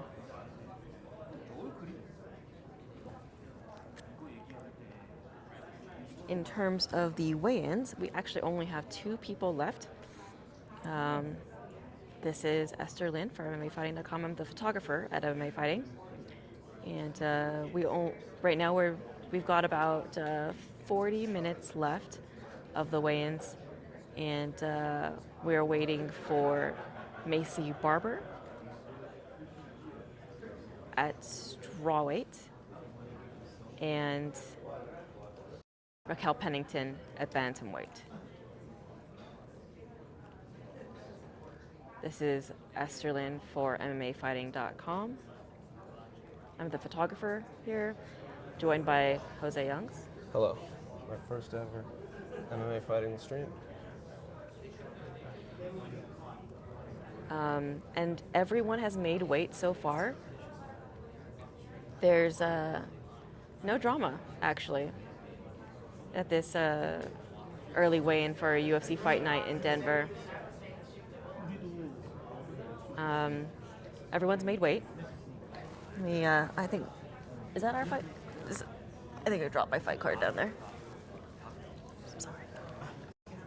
Thank you so much. Let's see. Oh, that's not mine either, actually. I'm just kidding. Where did mine go? I had pencil marks on mine.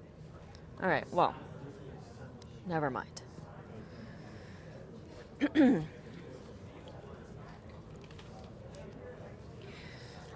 But I will answer a question. Let's see. What are your thoughts on One Fighting Championship's chances to compete with the UFC? I don't think anyone is ever going to surpass the UFC, for sure. No one's ever going to do that. I think lately, even Bellator, all the fighters jumping over to new fight promotions is good for the sport. Like Eddie Alvarez, Demetrius Johnson, even you see Sage Northcutt flying to Singapore and tagging. He's flying to Singapore, and on the card, on the picture, he tagged Eddie Alvarez, Demetrius Johnson for one championship. So Sage Northcutt also doesn't have a UFC contract right now. He's a free agent. And it looks like they flew him out first class. Yeah, showing off his guns in first class. So might have another fighter. Sage Northcutt has one of my favorite Twitters. It's so wholesome. Yes, it's the most wholesome. Pound for pound, most wholesome. Bibiano did lose, though. That was, we were talking right before we went on air, we found out Bibiano Fernandez lost. I think that's his first loss since 2010, correct? Yeah. Split decision. If there's anyone that deserves to need a rematch, it's him. Yeah. He'll get it. Kind of threw me off, caught me by surprise. DJ Tony would like a recap on who's weighed in. So everyone has weighed in except Raquel and Maci, and everyone has made weight. Amanda Cooper needed the hoop. That's the only drama we've had. There's been a few fighters Hoop getting of on this. shame. Yeah. There's Sorry. been a few fighters getting on the scale that you could tell had just gone out of the sauna or something. Yeah. They were very sweaty and wet, but so far no drama. Mike Perry hopped on right away. Donald Cerrone made weight, no problem. Mike Perry actually came in a pound less than he was aiming for. He said 171, came in 170. 0.5. 0.5, so 0.5 under. But everyone's made weight. Only drama was Amanda Cooper, and when they came out, she was still sweating. Mm-hmm. She said, we're going to check, but we're probably going to need the hoop, so they even gave him a heads up. So it's not like she was surprised by it. The only drama was they set the scale wrong when Amanda Cooper came out. Right, they so set it at 126. They set it for flyweight, so when she weighed in, they said 126, and you just saw her face just go, what happened? And then they were like, oh, my mistake, 116. And then she was like, oh, man, giving me a heart attack up on here, but no drama yet. Raquel did say she had a tough weight cut. Mm-hmm. It's gone tougher every time. So if you would have asked me who would have the harder weight cuts coming in, I'd probably say Raquel would be the top. Maybe Yair, because he did say he was eating a cheeseburger and drinking a beer. Still made weight, though. Still made weight and had a ton of energy. Yeah, ran he on did. Scale, flexed, waved, ran off. So it's not like he was struggling to get on there. Korean Zombie had an absolute army with him when he weighed in. So nothing, no drama yet. UFC Yeah, fighter I mean, Denver. most fighters now cut in their tubs, but or in the designated workout rooms. But I was in the gym last night. There wasn't anyone in the gym. I saw Benson Henderson, former UFC champion turned Bellator fighter, rolling with someone in one of the rooms. That's the only thing I've seen so far. But yeah. Let's see comments. Esterlin versus Artem Lobov. For the true GOAT. I might have a longer reach than Artem Lobov. What do you think about, there was a lot of talk about them using a digital scale in New York. Yeah. And now they're going back to the weighted scale, like the beam scale? beam scale. What do you think? Well, most places use the beam scale. There's no getting around a digital scale though. Right, Can't there is decide no on. getting around a digital scale. And I want to say the one in New York belongs to New York, Oh, okay. whereas this one is the UFC scale that they, move around. Yeah. I just, for this scale, I remember Luke Rockhold was doing a Q&A before the weigh-in. This is back when they would do the weigh-ins during the afternoon. Luke Rockhold was doing those Q&As, and he kept, like, touching the scale and, like, standing on it. And, like, Megan O'Leary was just like, stop it. Yeah. And he kept doing it, like, not on purpose. Yeah. So I remember the UFC people had to, like, stop the weigh-ins for slight, like, postpone a few minutes just to make sure Rockhold didn't wreck the scale. Yeah. Because he just kept, like, leaning on it. And Yeah, no, it needs to be calibrated. And even before we started, the commission asked if there was anyone over 200 pounds, because that requires an extra. Yes. They would. plate. They're not putting heavyweights on this card. No. We were the Mark Hunt Ben Rothwell fight. Yes. Is what we were talking about. Heavyweights in Denver is not a good idea. Yeah, the beam scale definitely allows for a little more leeway. Now I don't know why I can't remember what city we were in. Maybe it was Dallas. Yeah. So in Dallas, the commission was reading the 1 pound, half-pound increments as 1 pound. Okay. Or no, sorry. The 1 pound increments is a half pounds.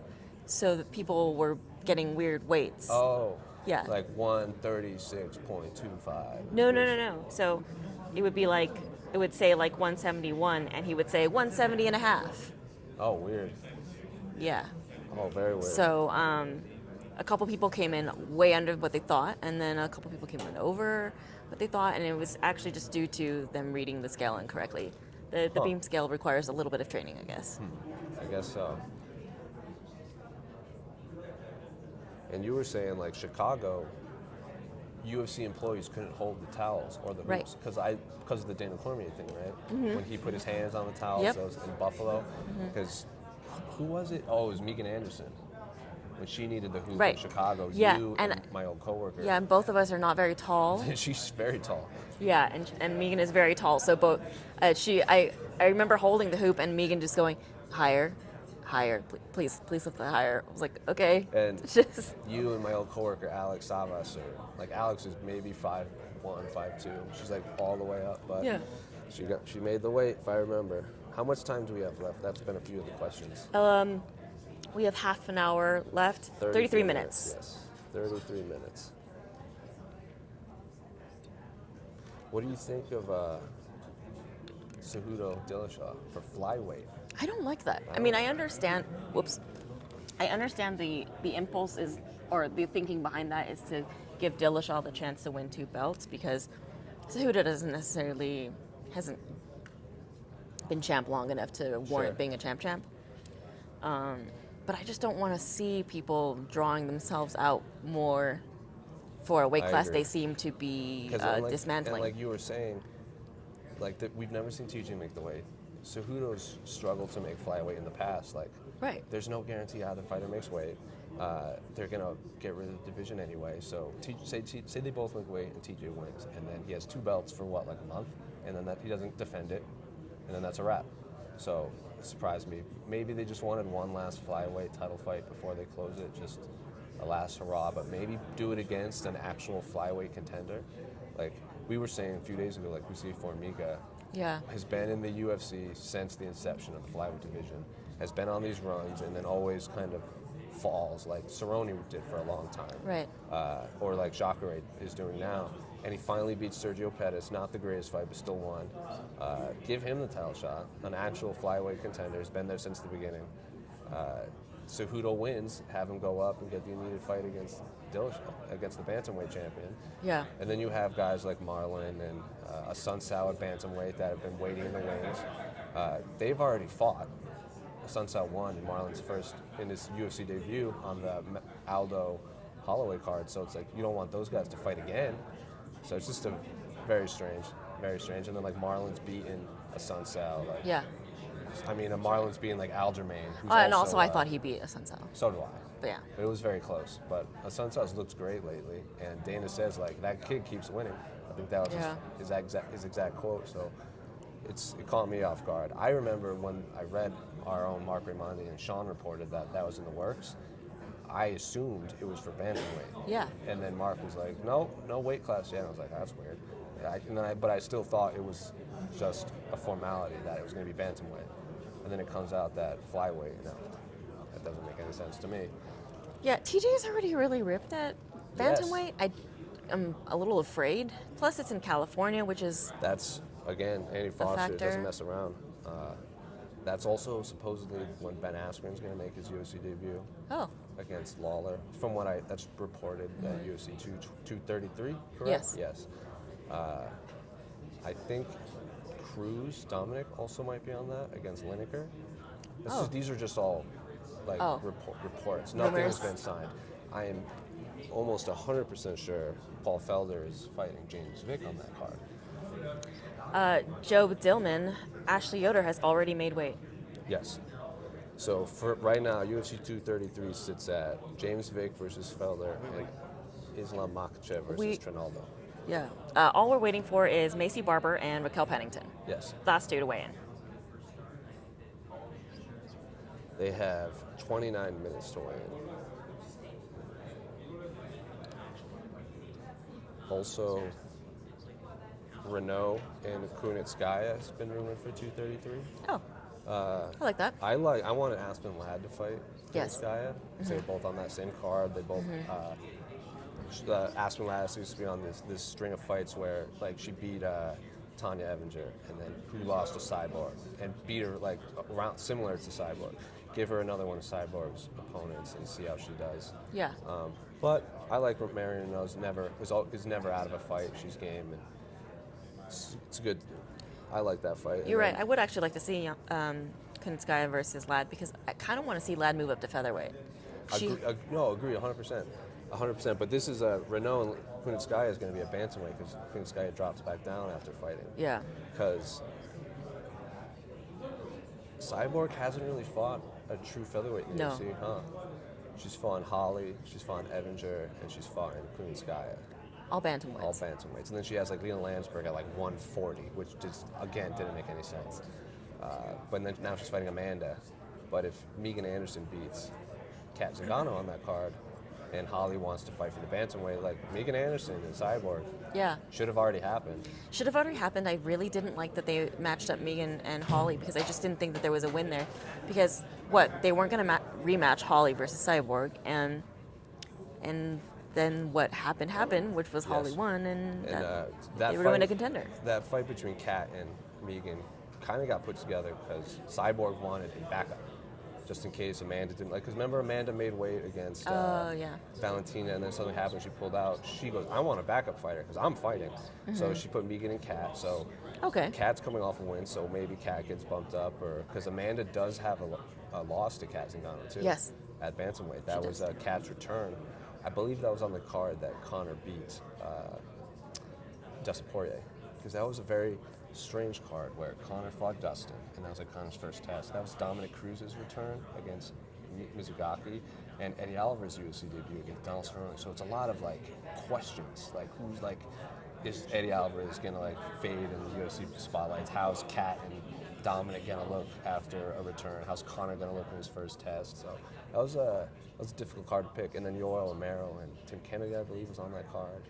And then Demetrius Johnson and Chris Carriasso was the main event.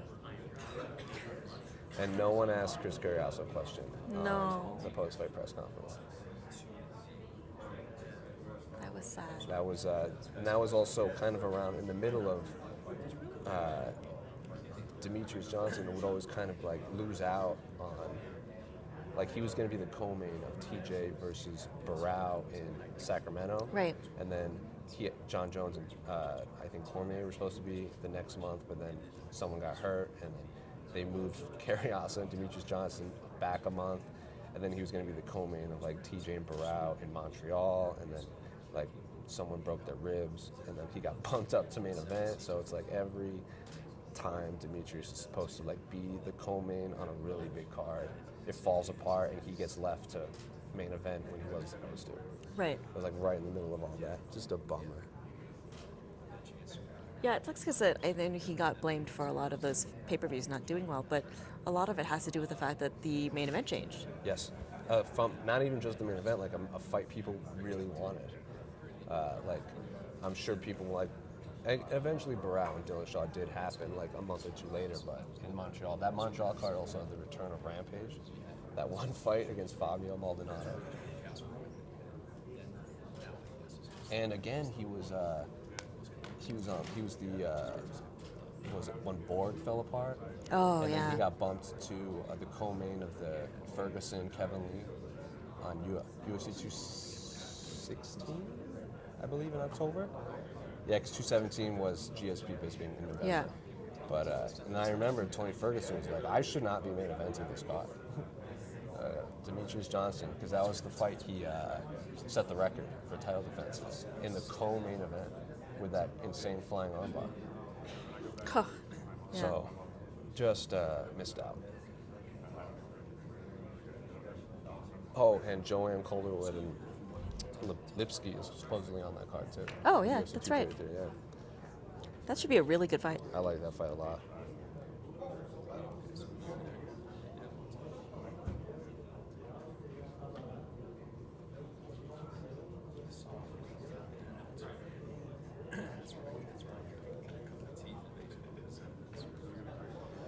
$233 is also the first pay-per-view of the ESPN era Yes. of UFC. But the week before that will be there's the the UFC on ESPN Plus. right.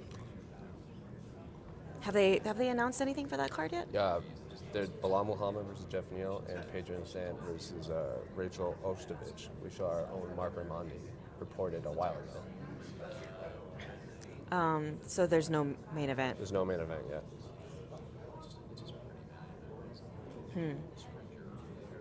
Who would make a great main event for? I thought they would put Askren on something, but the first UFC on big ESPN, because like the first is on ESPN Plus, is going to be in Phoenix, Arizona, Talking Stick Resort, and they obviously don't have anything for that because that's down in February, but you know they're going to load that card up. Like the first Fox was tomorrow, is the anniversary, the anniversary. Mm-hmm. of the first big Fox between Kane and JDS one. First fight, right? Yes. Yeah. And it was like 68-second knockout, something crazy like that. Benson Henderson fought Clay Guida in that co-main, but it wasn't even on Fox. It was on like Facebook or something like that. Yeah, it was weird. They only had for whatever reason they decided only to That one fight. That was to in air Anaheim one too, fight. right? That was in Anaheim? Yes. Yes. That was Benson Henderson cementing his number one contender status. That was a good fight card.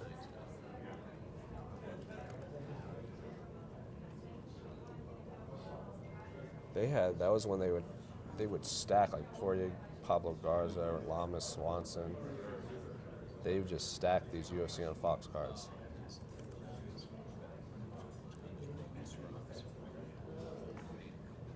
And I believe UFC on Fox 2 was Rashad, Phil Davis. I think that was when Weidman fought Maya. Am I wrong? You took that fight on short notice? Was that the one? No. Yes. Damian Maya. Chris Weidman defeated Damian Maya, and Chael Sonnen defeated Michael Bisping. All on the main card of Fox. Where was that one? UFC on Fox 2, January 2012. Chicago? Yes. Oh yeah, that's right. That was when they were doing all their Chicago shows in January. Yes. Because that was, they went back for Demetrius and Dodson won, right? And that's when Guida fought Hatsuki Oki. Or maybe after, but and then they stuck them all in July and June after that. I forgot about that. No one. Not those miserable ones.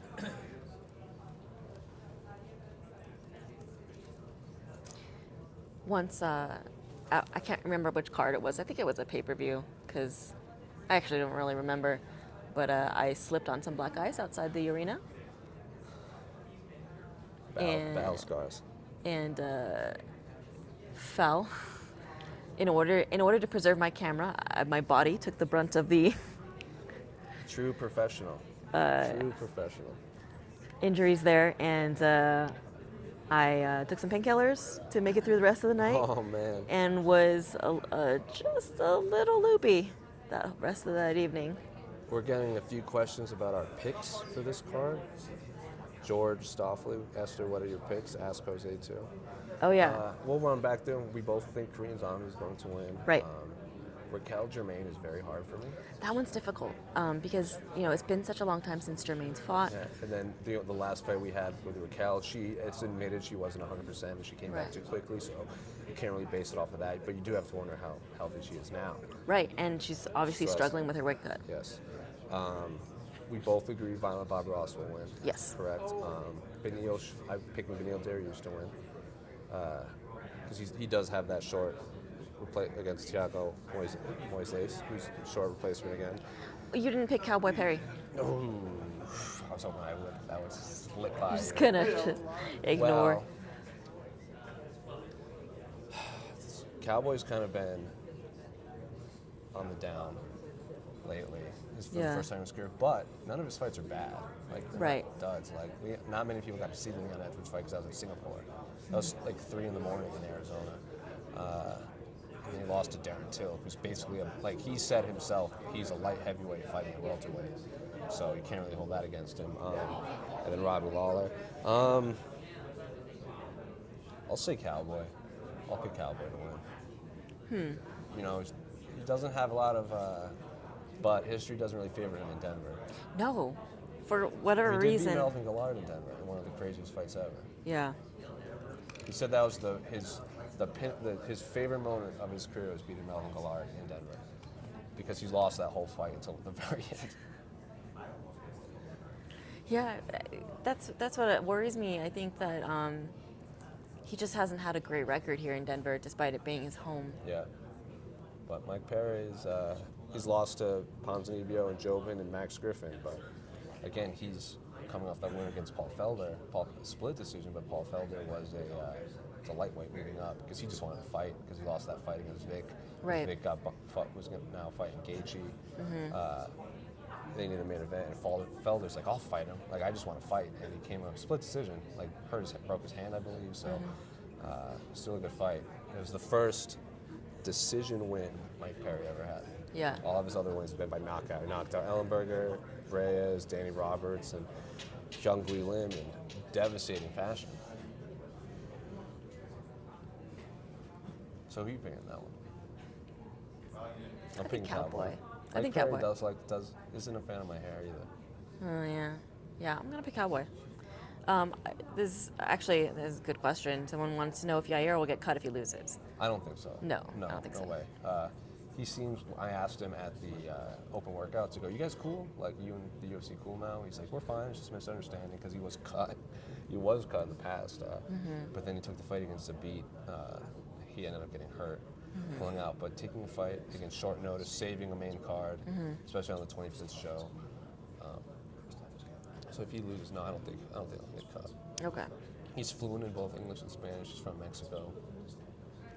I know Henry Cejudo is also obviously fluent in both Spanish and English, so they could make a big push in this. I know they've been looking for like that big star ever since Kane's gone down and Goyito has jumped to Combate, so I don't think he'll get cut at all. Plus, he's an exciting fighter. It's not like Yeah. he's putting on duds.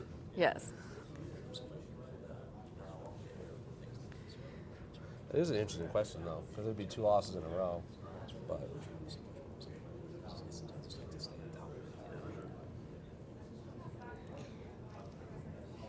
So we've got 17 minutes left in the weigh-in window here, and we're still waiting on Maci Barbour and Raquel Pennington. And there's a little bit of movement. The commissioner has come out and picked up her clipboard. So say Korean Zombie does win. Do you just immediately book Korean Zombie Frank Yeager again and beat Yair again? I honestly think you could, regardless of the outcome, because Frankie is coming off a loss.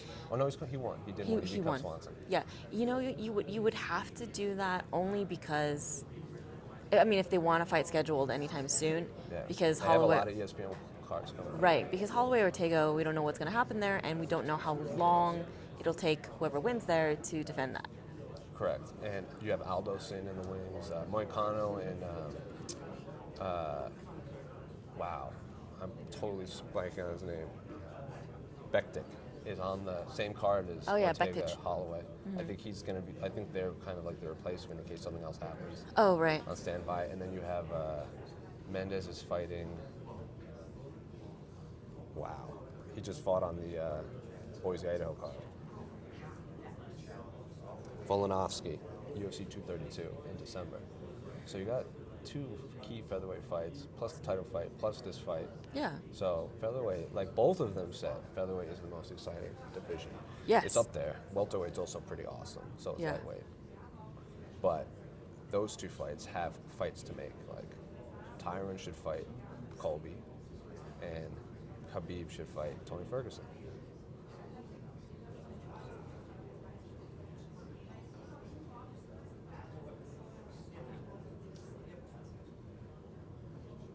Someone wants to know if working as a UFC media person is boring. Well, I don't work as UFC media. I work in MMA media. Yeah, MMA media. I wouldn't say so. I wouldn't No, say so. I could say I haven't been bored in 10 years. Yeah. I mean, there's been boring fights, Yeah, but I'm not bored. Like, Right. We're doing our job. exactly. Yeah, I've never actually really been bored. It's work, Yeah. so I don't really. Transcribing audio is a time. Yeah. Or I'm transcribing this interview with Israel Adesanya, and great interview, very hard to transcribe because he acts out sequences. So like, Right. oh, walk us through your sequence, and So he's instead of, like, gesturing. instead of saying like, oh, I came with this and with the high kick, and then came in with a low, he's like, his like verbatim was like, I was like pop pop, and then bang bang bang bang bang, and then knee, boom, done. I was like, well, I can't transcribe that at all.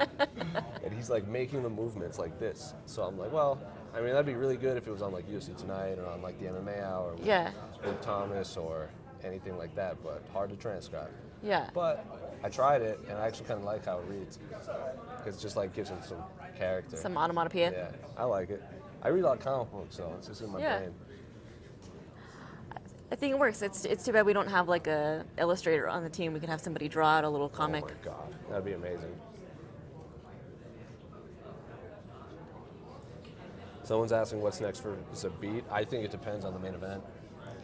Yeah, it really does. You're right. They probably will end up just rebooking that. Yes. I mean, Yair said he wasn't interested in it until he saw how many people got excited about the prospect Yeah. of him facing Zabit. Looks like we're getting some movement from the Athletic Commission. Yeah. All the cameramen are standing up. Yep. I see a pair of feet.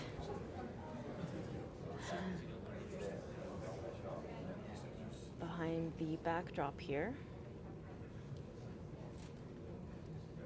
Raquel Pennington? Raquel Pennington up next. This is a little rough. Ooh. She looks in rough shape. And she's weighing in with her shirt on, which is a bad sign.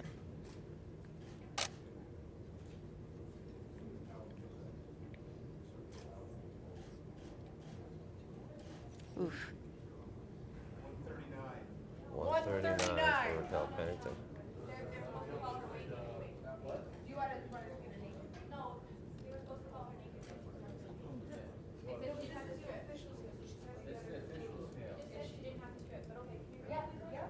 She looks like she's going to weigh in again. Just so that she comes in a little lower. She's clearly hurting up there. She's grabbing her sides. I guess they thought she weighed in the back on her naked weight. Yeah, 138. They thought she was going to weigh in, but they didn't. She wasn't going to have to strip, but she's going to have to strip. Yeah.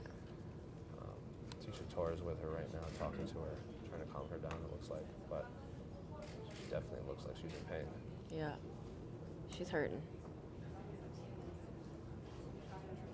I don't know what's taking so long, though. You don't want to see a fighter standing around like this. Looks like the hoop's coming out. Towel, hoop.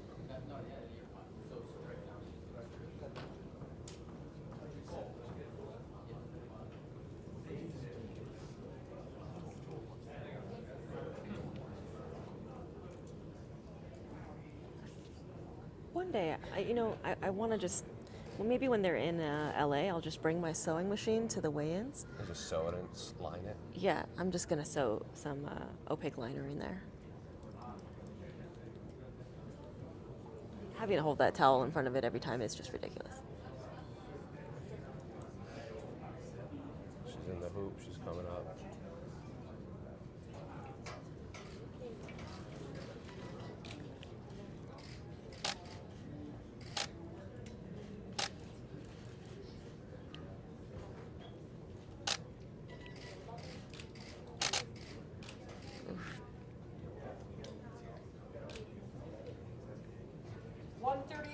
$138 for Raquel Pennington. So initially 139 strips and made 138. She's not even getting dressed. She's just walking in the back with the hoop still around her. Tisha Torres picking up all of her clothes.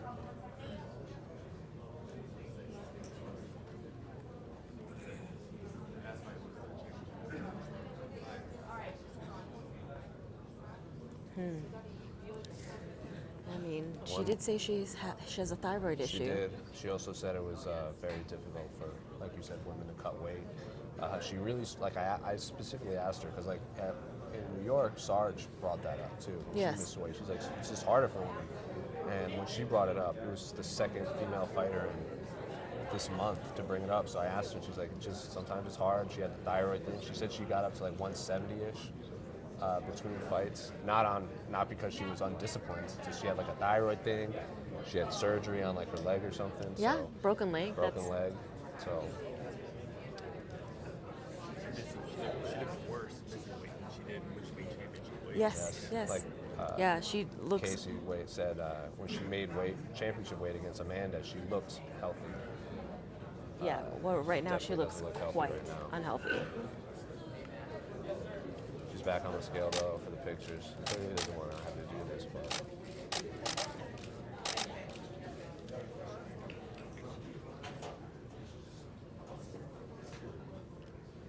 Torres right by her side the whole time.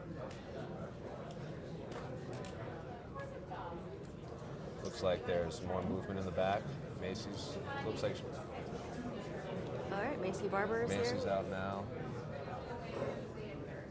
She doesn't look nearly as sucked. She's moving quicker now. It doesn't look nearly as sucked out, but coming down to the wire. 8 minutes left.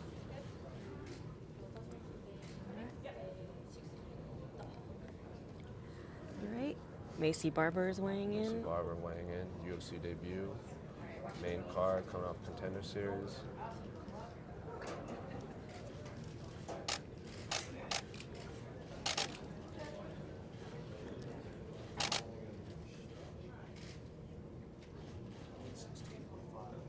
Ooh. 116.5. 116.5 for Maci Barbour. She misses by half a pound. She misses by half a pound. Now there's all the questions like, does she get time? Will she get to weigh in again?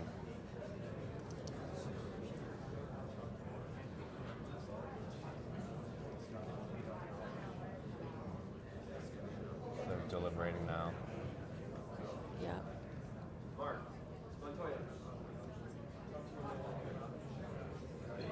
She doesn't look all that drawn out No, too she much, doesn't really so look it kind of might look like she just didn't time it right. Yes. We had a couple fighters tell us that they almost didn't make weight because they woke up late.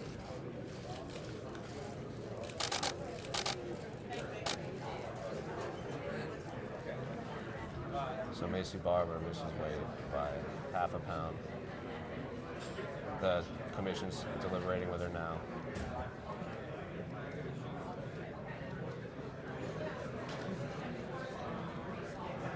All right, so I guess we'll find out some more details in a little bit. So Maci Barbour misses weight by half a pound. We don't yet know. I don't know if you want to actually. We'll send Jose over there to see what's the deal.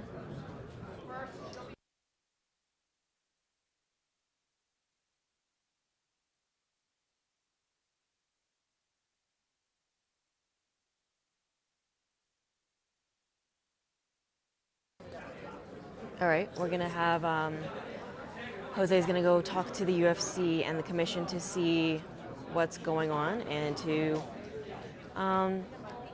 get the Colorado Commission's ruling on what's going on and with the Pennington and Maci Barbour. Do you know if Macy's going to continue to cut? Apparently, they're going to ask her to weigh in face off first, Oh, and then she might have more time. okay. That's what I was told. So at these fight nights, the weigh-ins, the face-offs are directly after. So we're going to get the face-offs in about 5 minutes. Yes? Okay. Correct. I was just told to hold off for a second. All right, I'll be right back.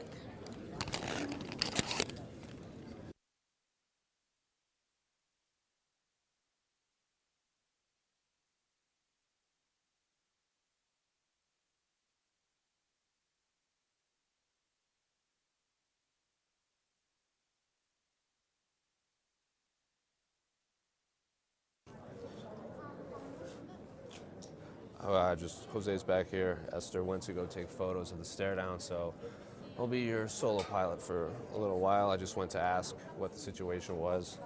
I was told that Maci might stare down first, tried to confirm, and they said to hold off for a minute. So I'll try and keep you guys updated on the situation, but I was told to just wait a minute. I think they don't even know what's going to happen.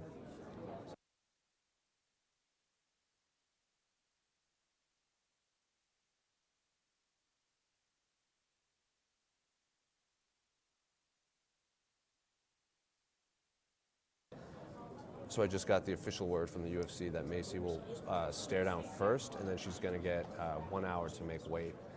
But they will keep us updated. She's half a pound off, so she will get 1 extra hour to lose that extra half pound.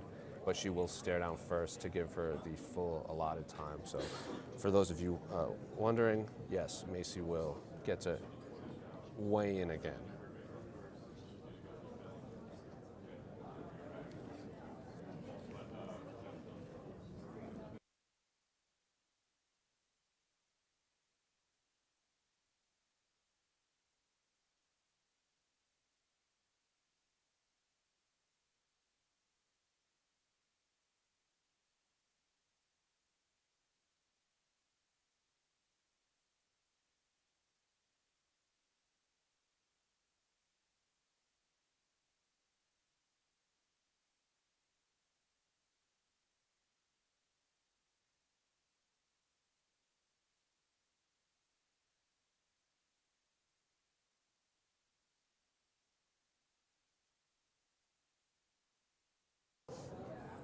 So stare downs are about to happen. We're going to sign off for the commentary so you guys can just watch the stare downs without my voice over them. So for Jose Youngs, this is my first live stream. Esther's taking photos, but thanks for sticking around with us. See you in a little bit. Maybe we'll do these. Maybe we'll hop back on for Maci's second weigh-in, but we will keep you updated. You can head over to MMAfighting.com for all of your updates. But for now, we'll sign off for the stare downs.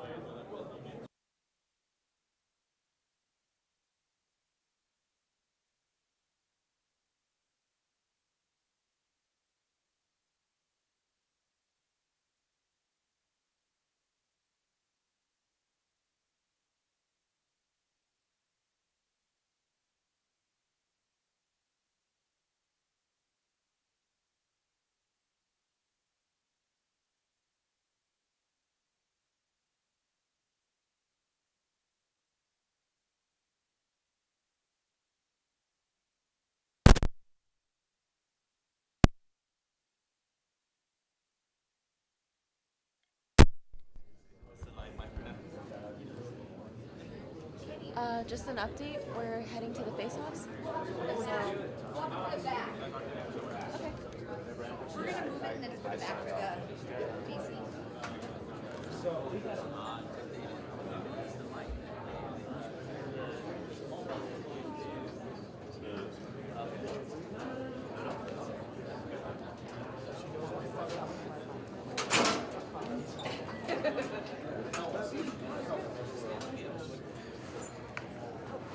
Hey, I'm so sorry about that. It was just very strange what happened. yeah. I know. Yeah. Don't worry, it didn't hurt me.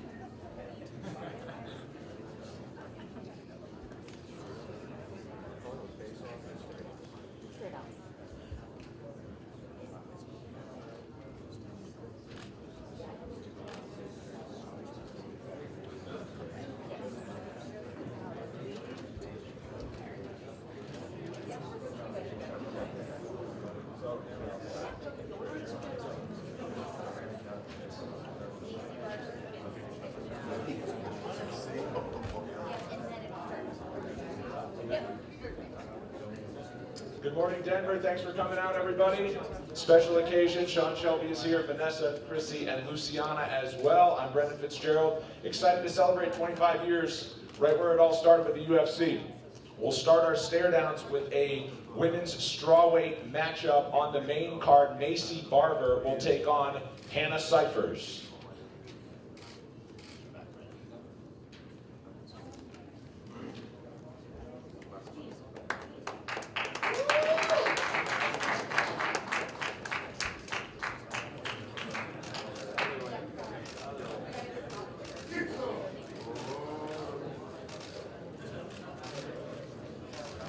UFC debut on each side for Maci Barbour and Hannah Cyphers.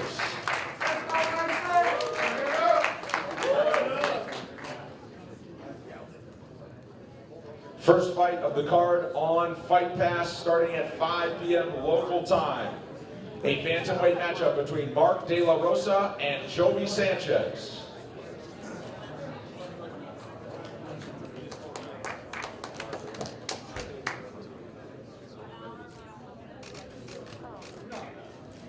In the middle.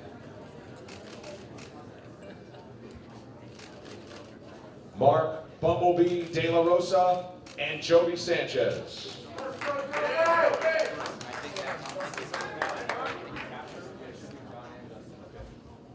Up next at flyweight, Joseph Morales takes on Eric Shelton.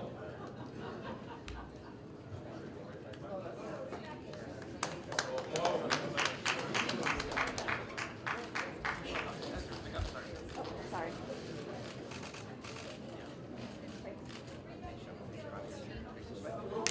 Joseph Bopo Morales takes on Eric Showtime Shelton.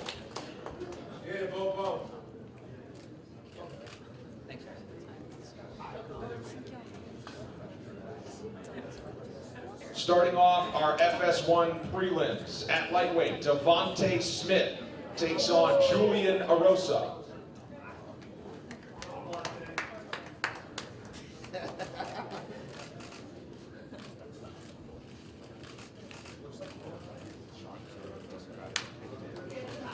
Devante King Cage Smith takes on Julian Juicy J. Arosa.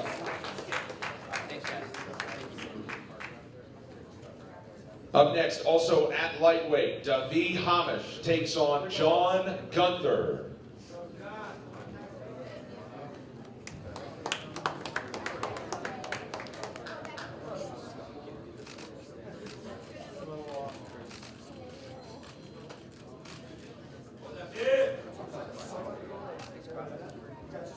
Davy Hamish and John the Machine Gunther.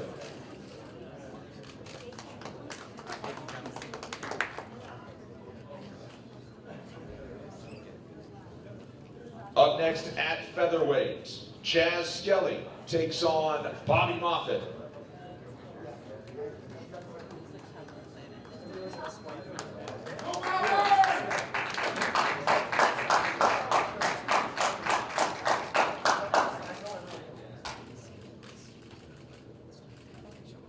Chaz the Scrapper Skelly takes on UFC newcomer Bobby the Wolfman Moffett. Go, Bobby!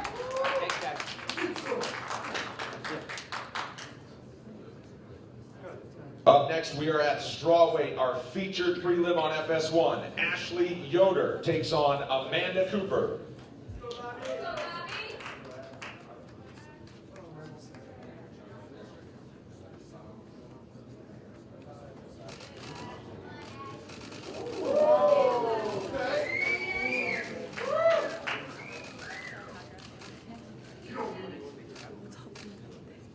Ashley Spider Monkey Yoder takes on Amanda ABC Cooper.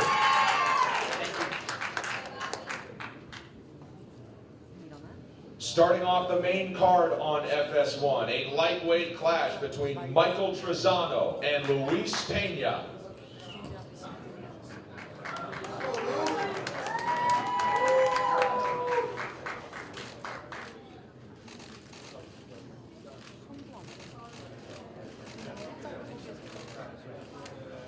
Michael the Lone Wolf Trezano and Luis Violent Bob Ross Pena.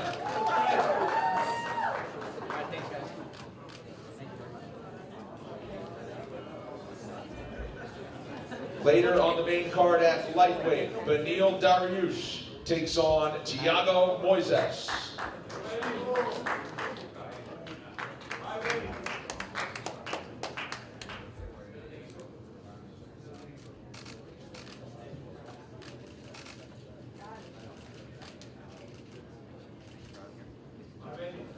Benil Dariush, Thiago Moises.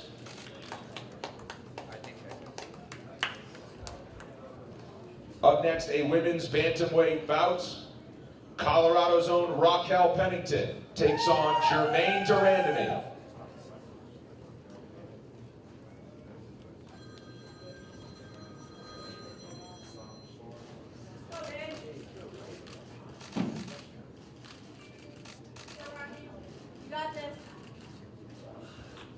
Raquel Rocky Pennington takes on Germaine the Iron Lady Durandamy.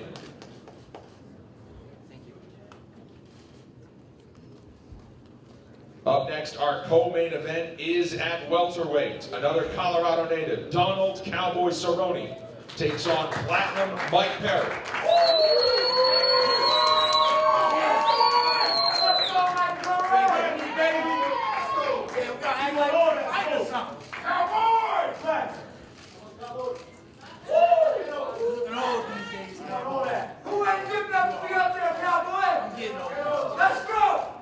Donald Cowboy Cerrone, Platinum Mike Perry in our co-main event at welterweight.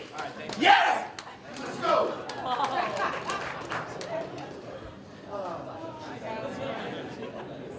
Our main event is at featherweight. Ranked featherweight contenders, the Korean Zombie Chan Sung Jung takes on Yair Rodriguez.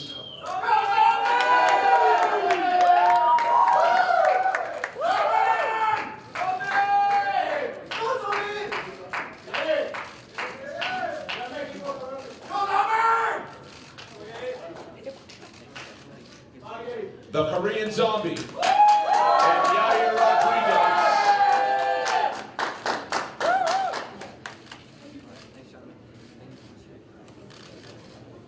That'll do it. Thanks for coming out. 5 p.m. first fight tomorrow at the Pepsi Center. See you then.